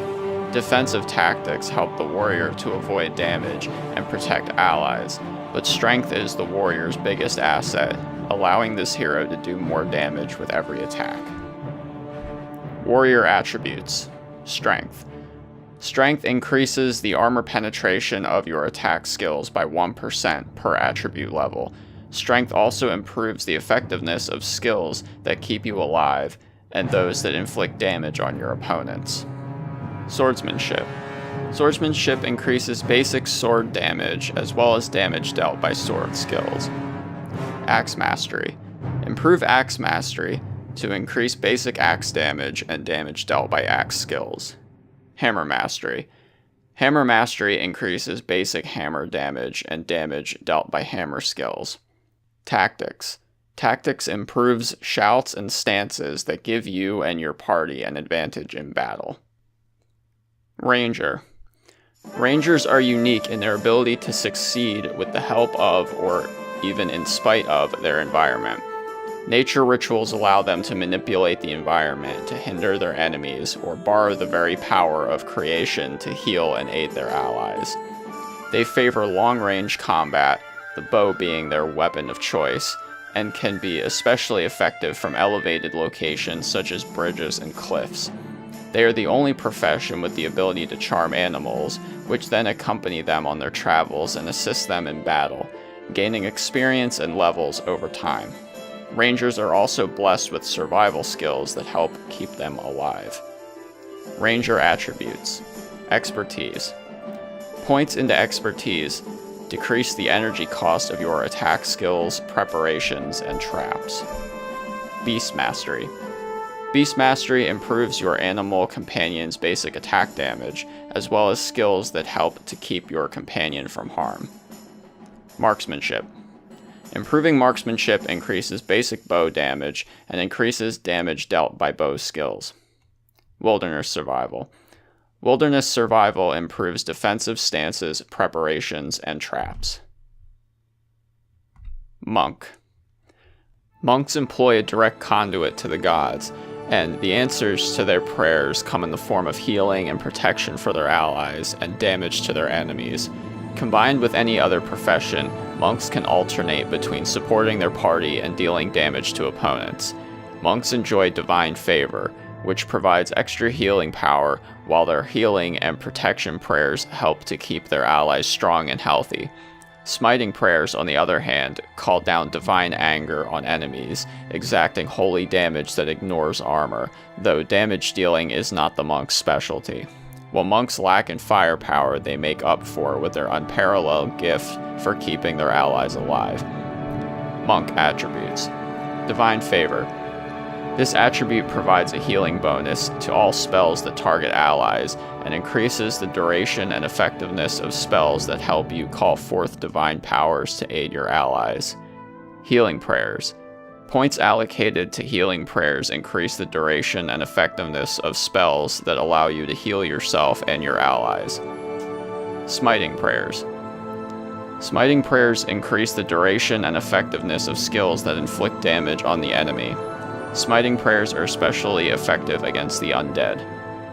Protection prayers. Allocate points to protection prayers to increase the duration and effect of your protection spells, which help protect you and your allies from harm. Elementalist. Elementalists summon the powers of earth, air, fire, and water, and command them at will. They can inflict more damage in a single strike than any other profession. Earth magic summons quakes and eruptions, encases enemies in stone, or protects allies. Air magic harnesses the power of tempests to strike foes down with lightning or enable allies to run like the wind. Fire magic manifests flames, fireballs, molten lava, and even meteors to burn enemies to a crisp. Water magic conjures mist and ice to slow enemy movement and attacks, blur vision, protect allies against magic, and inflict cold damage on enemies.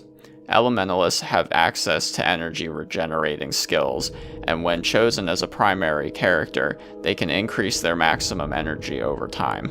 The wise elementalist avoids becoming surrounded, but keeps a local area of effect spell on hand just in case. Elementalist attributes. Energy storage. Energy storage increases your hero's maximum energy and improves skills that help you regenerate energy. Fire magic. Improve fire magic to increase the duration and effectiveness of your fire skills, which inflict fire damage and can affect large areas. Water magic. Allocate points to water magic to increase the duration and effectiveness of your water skills, which slow enemy movement. Earth magic. Build up earth magic to increase the duration and effectiveness of your earth skills, which can protect you and your allies or attack your opponents, ignoring armor level. Air magic. Points to air magic increase the duration and effectiveness of your air skills, which pierce armor, cause blindness, and knock down your enemies. Mesmer. Mesmers are masters of illusion and control, subverting the enemy's energy for their own use and that of their allies. Combined with any other profession, their skills provide excellent support, turning enemies' powers against them and changing the very fabric of reality to hinder foes and help allies. Mesmers have the ability to cast spells quickly, which can make all the difference in the heat of battle. Their powers of domination allow them to take control of enemies' skills and energy. Their unique illusionary talents can slow or even halt enemy movement and skill casting, or cause imaginary illnesses that drain health and energy from foes while healing and energizing allies. While Mesmers are not known for brute strength, their ability to confuse, distract, and drain the enemy's resources more than compensates. Mesmer attributes. Fast casting. Increases the speed with which you cast spells, allowing you to cast more often for greater overall effect. Domination. Increases the duration and effectiveness of your domination spells, which allow you to disrupt your enemy's actions. Illusion. Increases the duration and effectiveness of your illusion spells, which deceive your enemies and hinder their movement and their ability to cast spells. Inspiration. Increases the duration and effectiveness of your inspiration spells which steal energy from enemies. Necromancer. Necromancers are masters of the dark arts, calling on the spirits of the dead and even death itself to overpower enemies and assist allies. In sacrificing health and taking curses and diseases upon themselves, they can deal large amounts of damage to those foolish enough to oppose them. Dead and dying enemies become unwilling allies in their hands. Necromancers have the singular ability to absorb energy from an enemy's death and can raise a fighting force from the corpses of their foes. Curses, which often cost the necromancer dearly, exact an even greater toll from enemies who find that their enchantments and healing skills are rendered useless. Due to the sacrificial nature of their methods, necromancers must practice patience and self-discipline to survive. Necromancer attributes. Soul Reaping. Soul Reaping allows you to gain energy whenever a creature near you dies. Curses. This attribute increases the duration and effectiveness of your curse skills, which reduce your enemy's effectiveness in battle. Blood Magic. Blood Magic increases the duration and effectiveness of skills that steal health from your enemies and give it to you. Death Magic. Increases the duration and effectiveness of skills that deal cold and shadow damage to enemies, as well as those that increase the effectiveness of your undead minions. Customize your appearance. Your hero's basic appearance choices are determined by the primary profession you choose. Each profession has a basic body type and armor style, and a set of physical features from which you choose to customize your hero. Sex. You can choose a male or female character. Sex is a factor in determining your hero's appearance, but it has no bearing on your hero's abilities. Physical features. Adjust your hero's body size, skin color, hair color, and style, and facial features to give your hero a distinctive look. Book 2, Chapter 2. Playing Guild Wars. Now that you've created a hero, you're ready to take your place among Tyria's adventurers. Early Guild Wars missions are designed to familiarize you with how things work in Tyria, highlighting the basics of Guild Wars such as interacting with characters, equipping and using weapons and skills, and more. The green exclamation point means this character has something to tell you.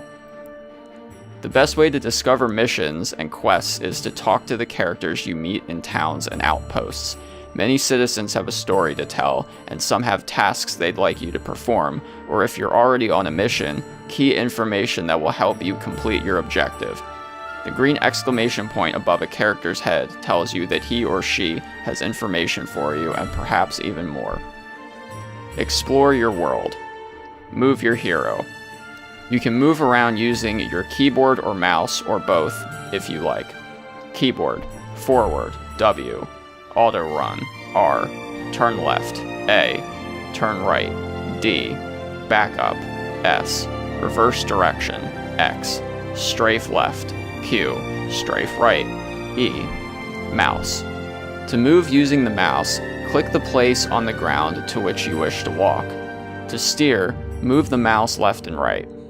Note, mousing is especially useful in rough terrain. Your hero can often find a way through even when you can't. Click the place you'd like to end up, and your hero will attempt to get there. Move the camera. Use the mouse to change the camera angle, or zoom in or out on the action. Zoom. Scroll your center mouse wheel forward and backward to zoom in and out on your character and environment. Rotate camera. Hold down the right mouse button and move the mouse to change the camera angle. Minimap. The minimap gives you an overview of your current area and alerts you to the locations of allies and enemies, NPCs, and other players. You can also use the minimap to communicate strategy with your teammates by clicking the minimap or drawing on it. Allies. Green dots represent your allies. Players. Blue dots represent other online players.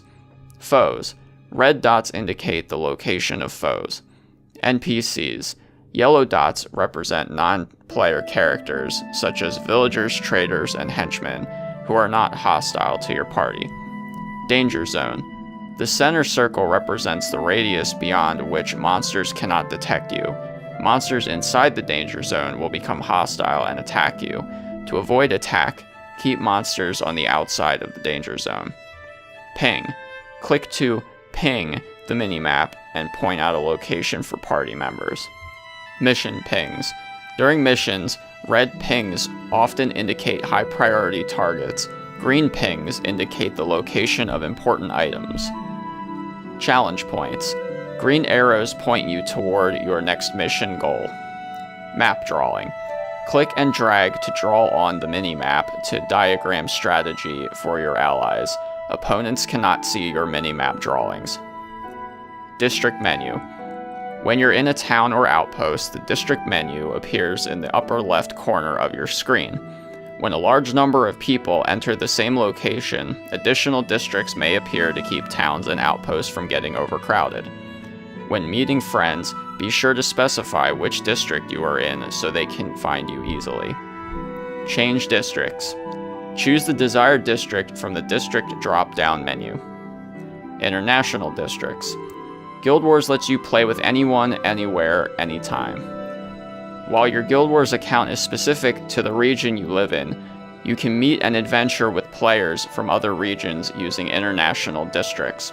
For example, if you normally play in America and have a friend in Korea, the two of you can meet in the international district of any town and form a party together. Traveling in Tyria. The map of Tyria is your ticket to any available location in Tyria. In its overview mode, it shows the entire Tyrian continent. The close-up map shows your current region. Press M to bring up the map of Tyria, which takes you instantly to towns and mission locations. Press M again to exit the map. From the overview map, click once to zoom in for a closer look at a region. Click again to zoom out. While zoomed in, click a location icon and read about the area. Click Travel to travel instantly. Press P to bring up a smaller version of the map. Map markers. Town, PvP area, Guild Hall, Outpost, Available mission, Primary quest complete, Secondary quest complete, Completed mission. Map pins mark towns, markets, guild halls, and mission areas. As you complete missions, additional map locations become available. Check your map often for new missions and adventuring areas. During missions. The map is also available during missions, so you can see where you are, where you've been, and where you're going. A red dotted line marks your passage through each region. The details of each area map are revealed only as you encounter that area. In town. Towns and outposts are gathering places where you can form parties, buy and sell items in the marketplace, or just socialize. Make contact. Visit towns to meet other players and form adventuring parties. Click other players to see their name and level. Use the chat window to talk to players in your location. Chat. Type messages into the chat window and send them instantly to everyone in the area or just your team or guild. To open the chat window, press Enter. To chat, type your message in the text field, then press Enter. Create a party. Missions are generally designed for 2 to 8 players, and explorable adventuring areas allow parties of up to 8 players. Travel directly to the mission area to find party members, or stop in towns along the way to recruit a team. Henchmen. Henchmen are computer-controlled adventurers who are always available to help round out your party so you can take on missions even when you don't have the required number of live players. Need one more player in your party? Hire a henchman. Want to play a difficult mission by yourself? Hire several henchmen. During a mission, henchmen will follow you and attack the targets you choose. They'll also heal your party and will resurrect party members if possible. Henchmen take their share of the spoils of each mission, including experience points and loot. Look for henchmen in towns and outposts near mission gateways. Buy and sell. Most marketplaces offer outfitters, weaponsmiths, crafters, and traders of various types. Click a merchant to start a trading session. Outfitter. Outfitters sell weapons and basic supplies. The weapons found at the outfitters are not enhanced by magic, but you can upgrade them using magically enhanced components such as hilts, pommels, bowstrings, and more that you can find on your adventures. Outfitters also sell salvage kits that allow you to extract raw materials from weapons, armor, and other items you collect during your travels. Outfitters will buy all manner of items, including weapons and armor, found items, dye, and crafting materials. Weaponsmith. The weaponsmith can customize your weapons to make them more effective. Whenever you acquire a new weapon you plan to equip and use, visit the weaponsmith and pay his price to customize it. Note, a customized weapon can be wielded only by the hero for whom it was customized. Crafter. The crafter can create new armor for you using raw materials you found or salvaged, such as shells, hides, ingots, or slabs of rock. Skill trainers. Skill trainers provide skills from all professions, though each is likely to have a different selection. To learn a new skill, you'll need skill points, which you can earn by completing missions and gaining levels. Traders. Traders buy items from adventurers and resell them at the current market price. A trader's inventory of wares changes frequently depending on what items adventurers sell at any given time. Note, you can also trade items with other players, and you may get a better deal that way, so shop around. Book 2, Chapter 3, Combat, Basic Training. Whether your fight be in the wilderness against the many hostile creatures of Tyria, in tournament play against a rival guild, or in the arena against a random team, being a hero means that fighting is a way of life. Come equipped.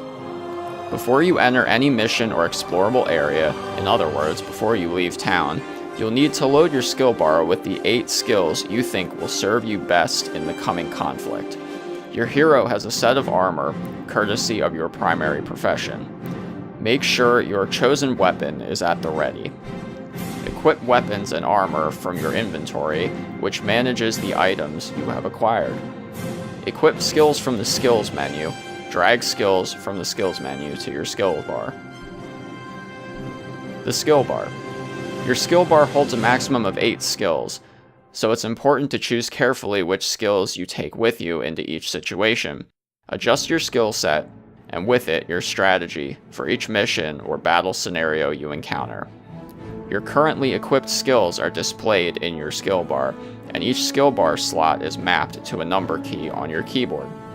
Note, you can equip and arrange skills only in towns and outposts.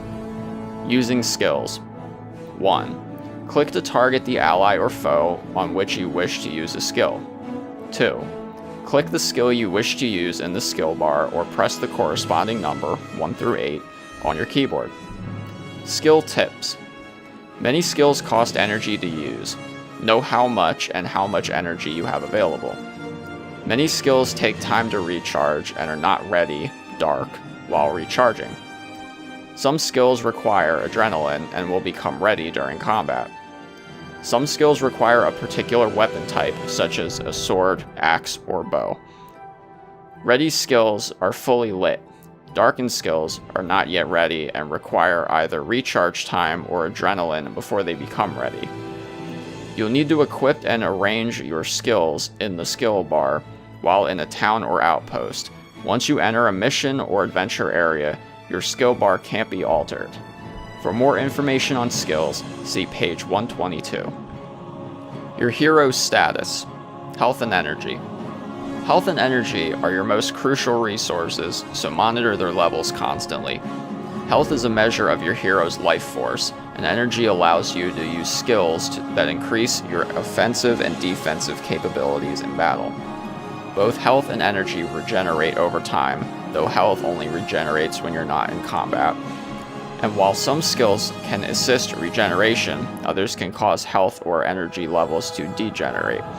For more on regeneration and degeneration, see page 116. The health bar. The health bar measures your current health level, Enemy attacks reduce your health while healing skills replenish it. Your maximum health is determined by your current level. Health regenerates over time, outside of combat, and while some spells speed regeneration, others cause it to degenerate. As your level increases, your maximum health increases as well. When your health reaches 0, your character dies. Depending on the current mission or adventure, you may be resurrected on the field by your allies, at your base by your priest, or at the most recent outpost. Each death incurs a death penalty, DP, which lowers your maximum health and energy. You can work off DP by earning experience points. When the mission ends, or you return to a town or outpost, DP resets to 0. For more on death and resurrection, see page 116. During any battle, keep an eye on your health bar and be ready to heal yourself or alert your team before your health gets too low. A critical hit does a large amount of damage in one blow, and some hexes and conditions can cause health to degenerate rapidly, so monitor your health carefully. The energy bar. The energy bar displays the amount of energy you have with which to use skills. Most skills have an energy cost associated with them, and using those skills will deplete that cost from your energy bar. Your maximum energy is determined by your profession, though some skills and conditions can temporarily increase or decrease your maximum energy, and some magical items provide a permanent increase. Energy allows you to use skills and spells, so maintaining this resource is critical in battle. Regeneration and degeneration. Health and energy normally regenerate over time. Some spells, like hexes, can cause health and energy to degenerate, while other spells, such as enchantments, can provide health or energy or facilitate faster regeneration. The arrows in the health and energy bars indicate the rate at which your health and energy regenerate or degenerate. When you are under a hex or condition, your health and energy may degenerate as indicated by the arrows in the health or energy bar. Left arrows indicate degeneration, while right arrows indicate regeneration. More arrows mean faster health and energy regeneration or degeneration. Health and resurrection. While playing in any exploration area, mission, or tournament battle, your character may die multiple times. When you die, you can be resurrected on the field by allies using a skill or signet, or by a priest at your team's base. In some cases, you'll resurrect at the most recent outpost. In most cases, you'll return to life with a death penalty, DP, which reduces your maximum health and energy. DP is removed when you return to a town or outpost. Death penalty. The death penalty, DP, reduces your maximum health and energy levels and accumulates with each death while you remain in a mission. You can work off DP by earning experience points in battle, or by gaining a morale boost in some missions. All death penalties are cancelled when you leave the current mission and return to a town or outpost. Enchantments and hexes. Enchantments aid you in battle for a period of time by providing offensive and defensive advantages such as extra armor, firepower, or healing. When you cast an enchantment spell on yourself, or when an ally casts one on you, an icon appears on screen to tell you which enchantment you are under. Similarly, if an enemy casts a hex spell on you, an icon appears. Mouse over these icons for information about the enchantment or hex affecting you. Fighting creatures. Tyria is overrun with all manner of monsters, some of which you'll meet during tournament battles. Others you'll seek out per your mission objectives. Almost anywhere you travel, you'll encounter hostile creatures, all of whom will happily eat you and your party for lunch. It's up to you to make the land safe for your fellow humans. To quickly target and attack the nearest creature, press tab to target, then press space to attack. Player vs. player, PvP. PvP battles consist of 2 or more teams of 4 to 8 players battling for supremacy. Team up with fellow guild members or other online players for PvP battles in arenas, guild challenges, or tournament play. Use team chat and the mini-map to communicate strategy with your team and be ready to adjust tactics on the fly. Arena. Enter the arena and compete in PvP gladiator-style battles for experience or just for fun. Arena matches don't require you to form a party. The arena creates teams automatically from available players. The arena is a great place to find PvP action anytime. Guild Hall matches. Guild challenges pit guild on guild in a variety of situations that will test your guild's skill and team spirit. Winning guild challenges earns fame points for your guild, which increase your overall guild ranking and your guild's position on the guild ladder. Tournament play. Tournament play lets you compete for worldwide Guild Wars supremacy. For more information, see page 140. Weapons and armor. Each primary profession's armor distinguishes its members visually from the others and serves the combat style of its profession. Weapons are sometimes shared across professions, but with very different results. Weapons and armor can be customized, enhanced, or replaced to suit your individual needs over time. Acquiring weapons and armor. Weapons and armor are sold in the marketplaces in towns. The outfitter can sell you a basic weapon or shield, and the crafter can craft armor out of items you find on adventures or buy at market.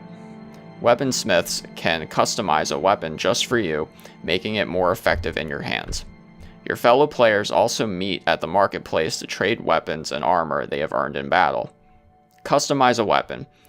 Visit a weaponsmith in any marketplace to have your weapons customized. A customized weapon is significantly more effective, but can only be used by its master. Upgrade a weapon. You can upgrade your weapons using magically enhanced components, hilts, blades, axe heads, and so on, you can find in your travels. Dye weapons and armor. You can dye your weapons and armor using vials of dye you find in your travels or purchase from traders or other players. You can also mix dyes to create new colors or remove dye you have applied to your armor using dye remover. Book 2, Chapter 4, Skills. Each character has access to hundreds of skills that create advantages in battle, either by damaging or weakening enemies or protecting and strengthening allies. Each skill set draws its strength from the unique attributes your professions provide, and each makes for a particular combat style. Warrior skills strengthen and protect for close range battle, while ranger skills give them power over nature as well as long range expertise. Mesmer skills subvert enemy resources, and necromancer skills exploit the dead and employ blood sacrifice. Elementalists call up the powers of earth, water, air, and fire and wield them with devastating results. Note, you can learn hundreds of skills as you travel through Tyria, though you can carry only 8 skills with you into each mission. Travel to a town or outpost to equip skills and to learn new ones. Skill basics. Acquiring skills. There are several ways to acquire skills. The easiest way is to learn skills from trainers in towns and outposts. You can also capture skills from monsters using a signet of capture. You'll need to have skill points available to learn skills permanently, but rumor has it there are ways to learn skills, even those from other professions, temporarily. Skill points. As you gain experience and complete missions, you earn skill points that enable you to acquire new skills. Each skill point entitles you to one new skill, which you can purchase in almost any town in Tyria. Skill types. There are 10 basic skill types. Each skill description contains a skill type designation, which tells you how the skill will behave. Skill. Skill describes all abilities, including spells, enchantments, hexes, and signets. A skill with this designation as its skill type is not one of the types below. Attack. An enhanced melee or projectile attack. Attack skill types include sword attack, axe attack, hammer attack, and bow attack. Spell. A skill that results in an instant effect, such as damage, healing, energy loss, or energy gain. Enchantment spell. A spell that causes a temporary state of protection or enhancement. Example, speed, increased armor, increased energy. A positive effect that stays with the target and benefits him over time. Hex spell. A spell that causes a negative effect for a period of time. Hexes may prevent the target from using certain skills, slow skill recharge rates, or cause health or energy to degenerate over time. Signet. A skill that results in an immediate effect and costs no energy to use. Signets tend to take longer to recharge than other skills. Preparation. A skill that enhances your attacks for the next few seconds. You can have only one preparation in effect at any given time. Trap. A skill that you set and leave for your enemy to trigger. While setting traps, you are easily interrupted. Shout. A motivational phrase that benefits you and your allies, as well as hindering any nearby enemies, by increasing armor or improving attacks. Shouts have an instantaneous effect and can be used simultaneously with other skills. Shouts generally last a few seconds and cannot be removed. Stance.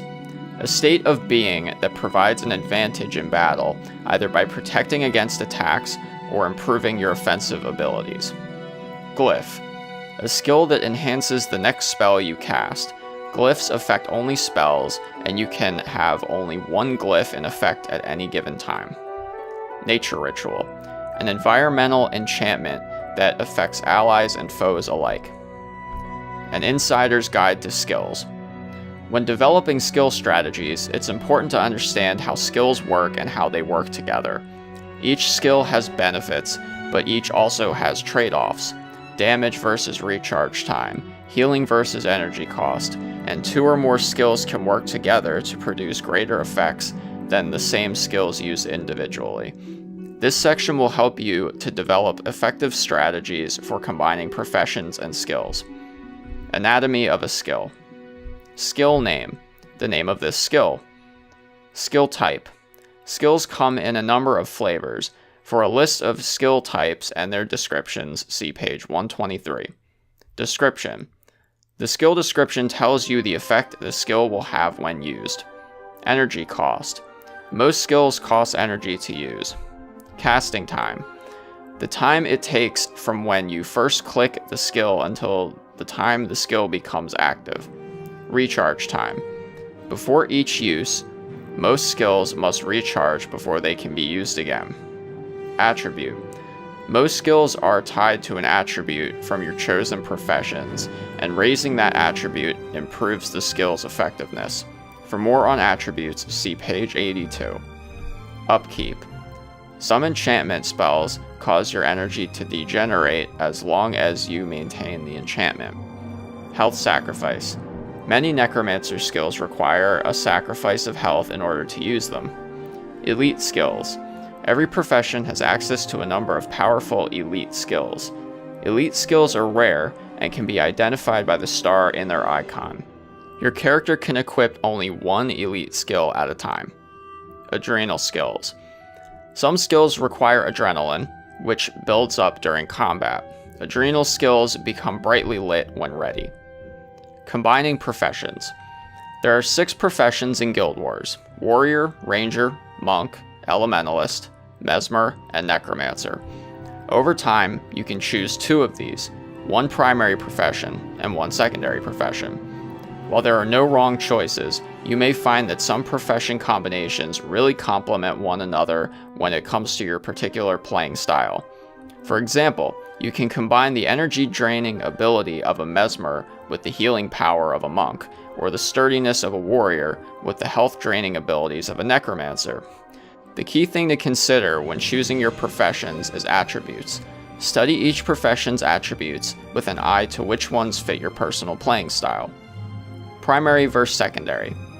Keep in mind that each profession has a primary attribute available only to primaries in that profession. For example, let's say you want to create a character whose focus will be to heal and keep your party members alive using the Monk's healing skills and the Elementalist's energy skills. If you choose Monk as your primary, you'll get the benefit of the Monk's primary attribute, Divine Favor, which increases the effectiveness of all your healing spells. If you choose the Elementalist as your primary, you'll get the Energy Storage attribute, which you can use to increase your maximum energy pool, allowing you to cast more spells more often. The key with any profession or skill combination is to analyze its strengths and weaknesses. Remember that for every strategy there's a counter strategy, and it's a good idea to be prepared. Knowing what to expect will greatly increase your chances for survival. In the above example, if you choose a monk elementalist, you'll want to be wary of mesmers who use energy draining skills. You can burn through your energy quickly, so you might choose to use spells with lower energy costs. If you choose elementalist monk, on the other hand, you'll have a larger pool of energy, but you heal for fewer points with each spell. You'll need to watch out for rangers and other elementalists who can deal large amounts of damage to one target in a very short amount of time. Combining skills. When you have chosen your primary and secondary professions, your hero will have access to a growing pool of available skills from each profession. Learning how these skills can work together is the key to effectiveness in battle. Each skill has strengths and weaknesses, and combining skills successfully depends on taking advantage of these trade-offs. For example, one skill may increase your attack speed but lower your base damage, and another skill might deal magical damage every time you attack. Used together, these skills allow you to exploit the magic attack and the speed increase while ignoring the effect of the base damage reduction for a better overall result than if you used either skill alone. Combine a spell that increases your damage output with a skill that decreases damage but increases attack speed, and you can deal large amounts of damage more quickly. Finding skills that work together to minimize their weaknesses can only increase your overall effectiveness on the battlefield. When deciding which skills to equip, make note of those you think might work well together and experiment with those skills. The best way to find fantastic skill combos is to try everything. Sometimes the best combos are the simplest ones, which are often overlooked.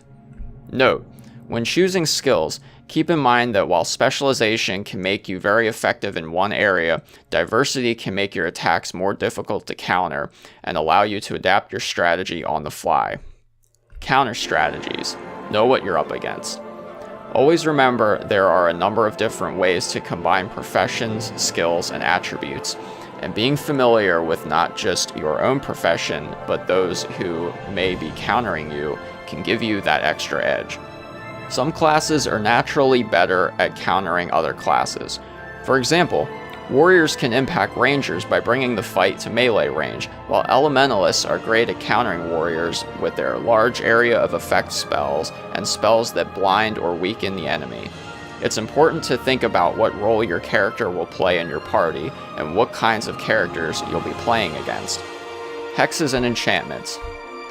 One of the keys to understanding how to counter other character types is through the use of enchantments and hexes, and the removal of their benefits from enemies, or negative effects from allies. While not all classes use hexes and enchantments, it's important to understand their role in combat and adjust your tactics accordingly. Removing enchantments from your enemies while keeping enchantments on yourself and allies will greatly increase your effectiveness in combat. Also, keep an eye out for hexes and remove them from allies whenever possible. When equipping hex and enchantment spells, keep in mind that they are removable and never depend 100% on these skills.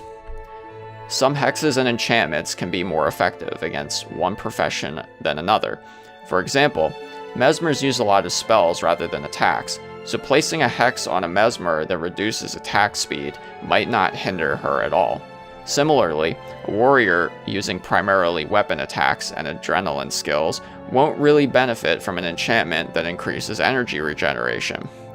Look for the best possible target for your enchantments and hexes, and try to dispel any hexes and enchantments working against your party. Conditions. Like hexes, conditions hinder the target in some way or another. Conditions are more common than hexes, and they spread from one victim to another more easily. Some even spread on their own. While conditions are more common, so are the possible counter strategies. It's easier to remove conditions than it is to remove hexes, but don't make the mistake of thinking this makes them weak. It's important to know which conditions will have the most negative effects on your hero, and be ready to counter them.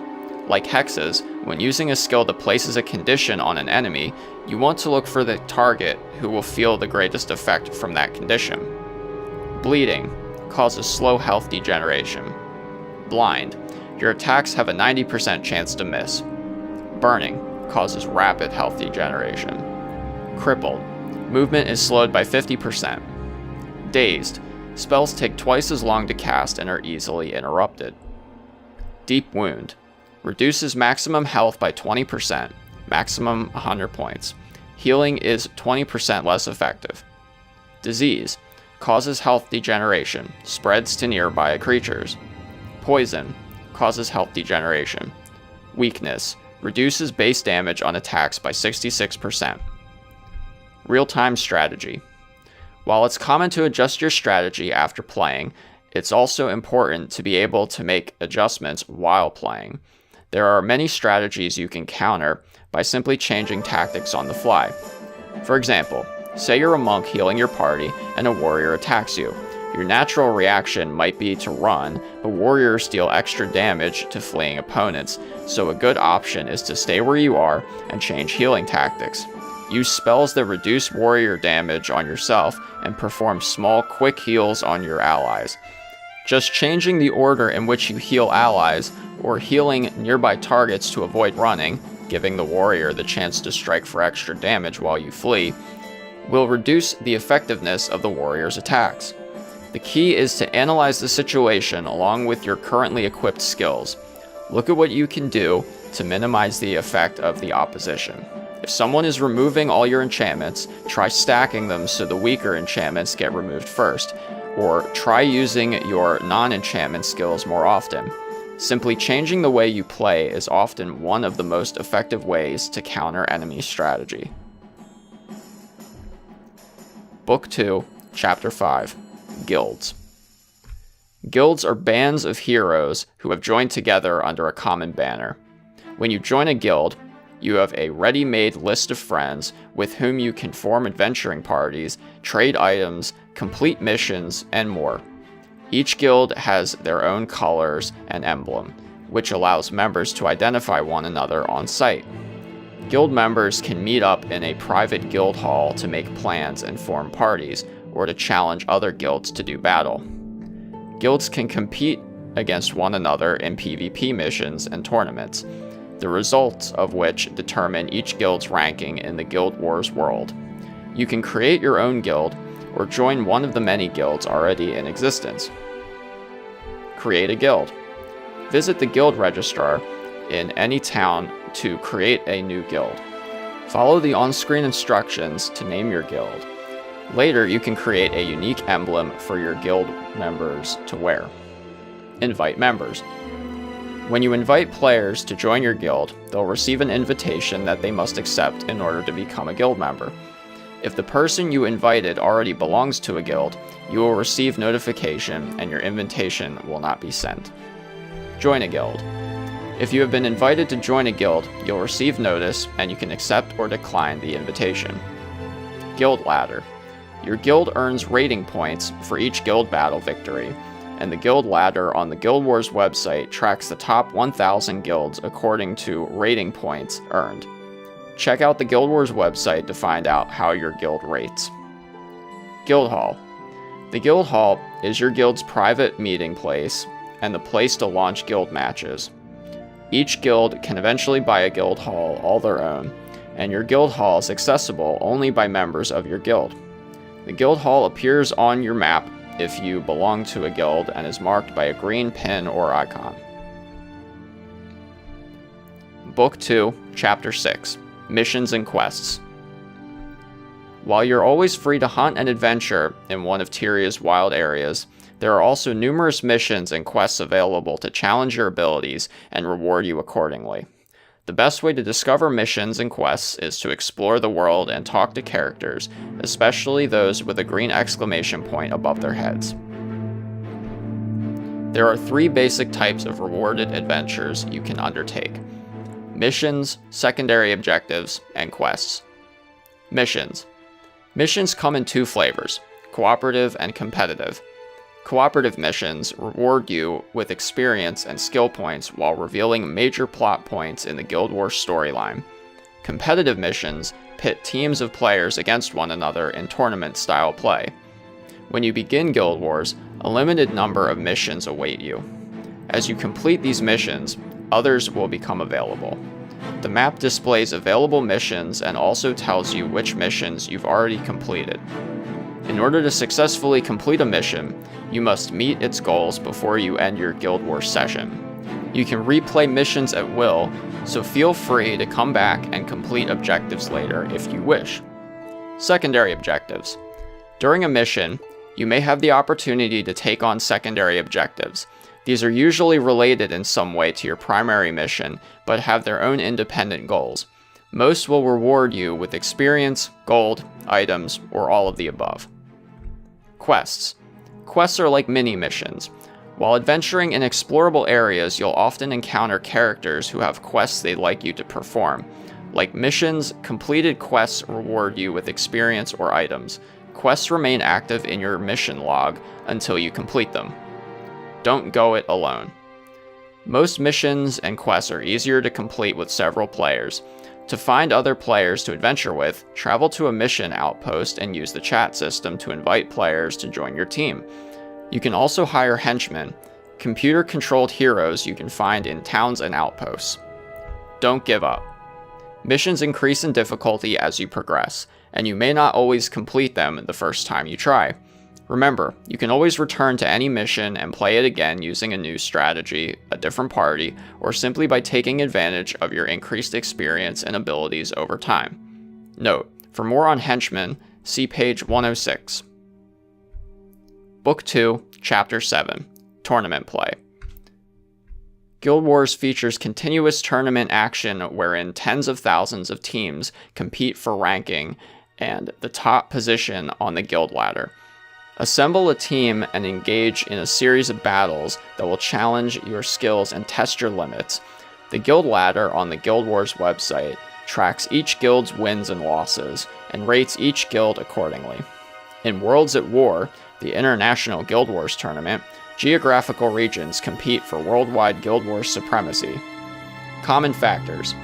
All tournament battles have the following in common. Ghostly hero. In each tournament battle, your team is aided by a ghostly hero. Some battles require that you keep him alive in order to succeed. Your ghostly hero resurrects along with your team. Morale boost. A morale boost temporarily increases party members' maximum health and energy by a fixed percentage. Receiving a morale boost can reduce or remove any existing death penalty. Other factors. Resurrection. Priests, when present, will resurrect dead team members at regular intervals. If the priest is killed, dead team members stay dead unless a team member resurrects them. Some battles feature a permanent resurrection circle that cannot be destroyed. Tournament battles.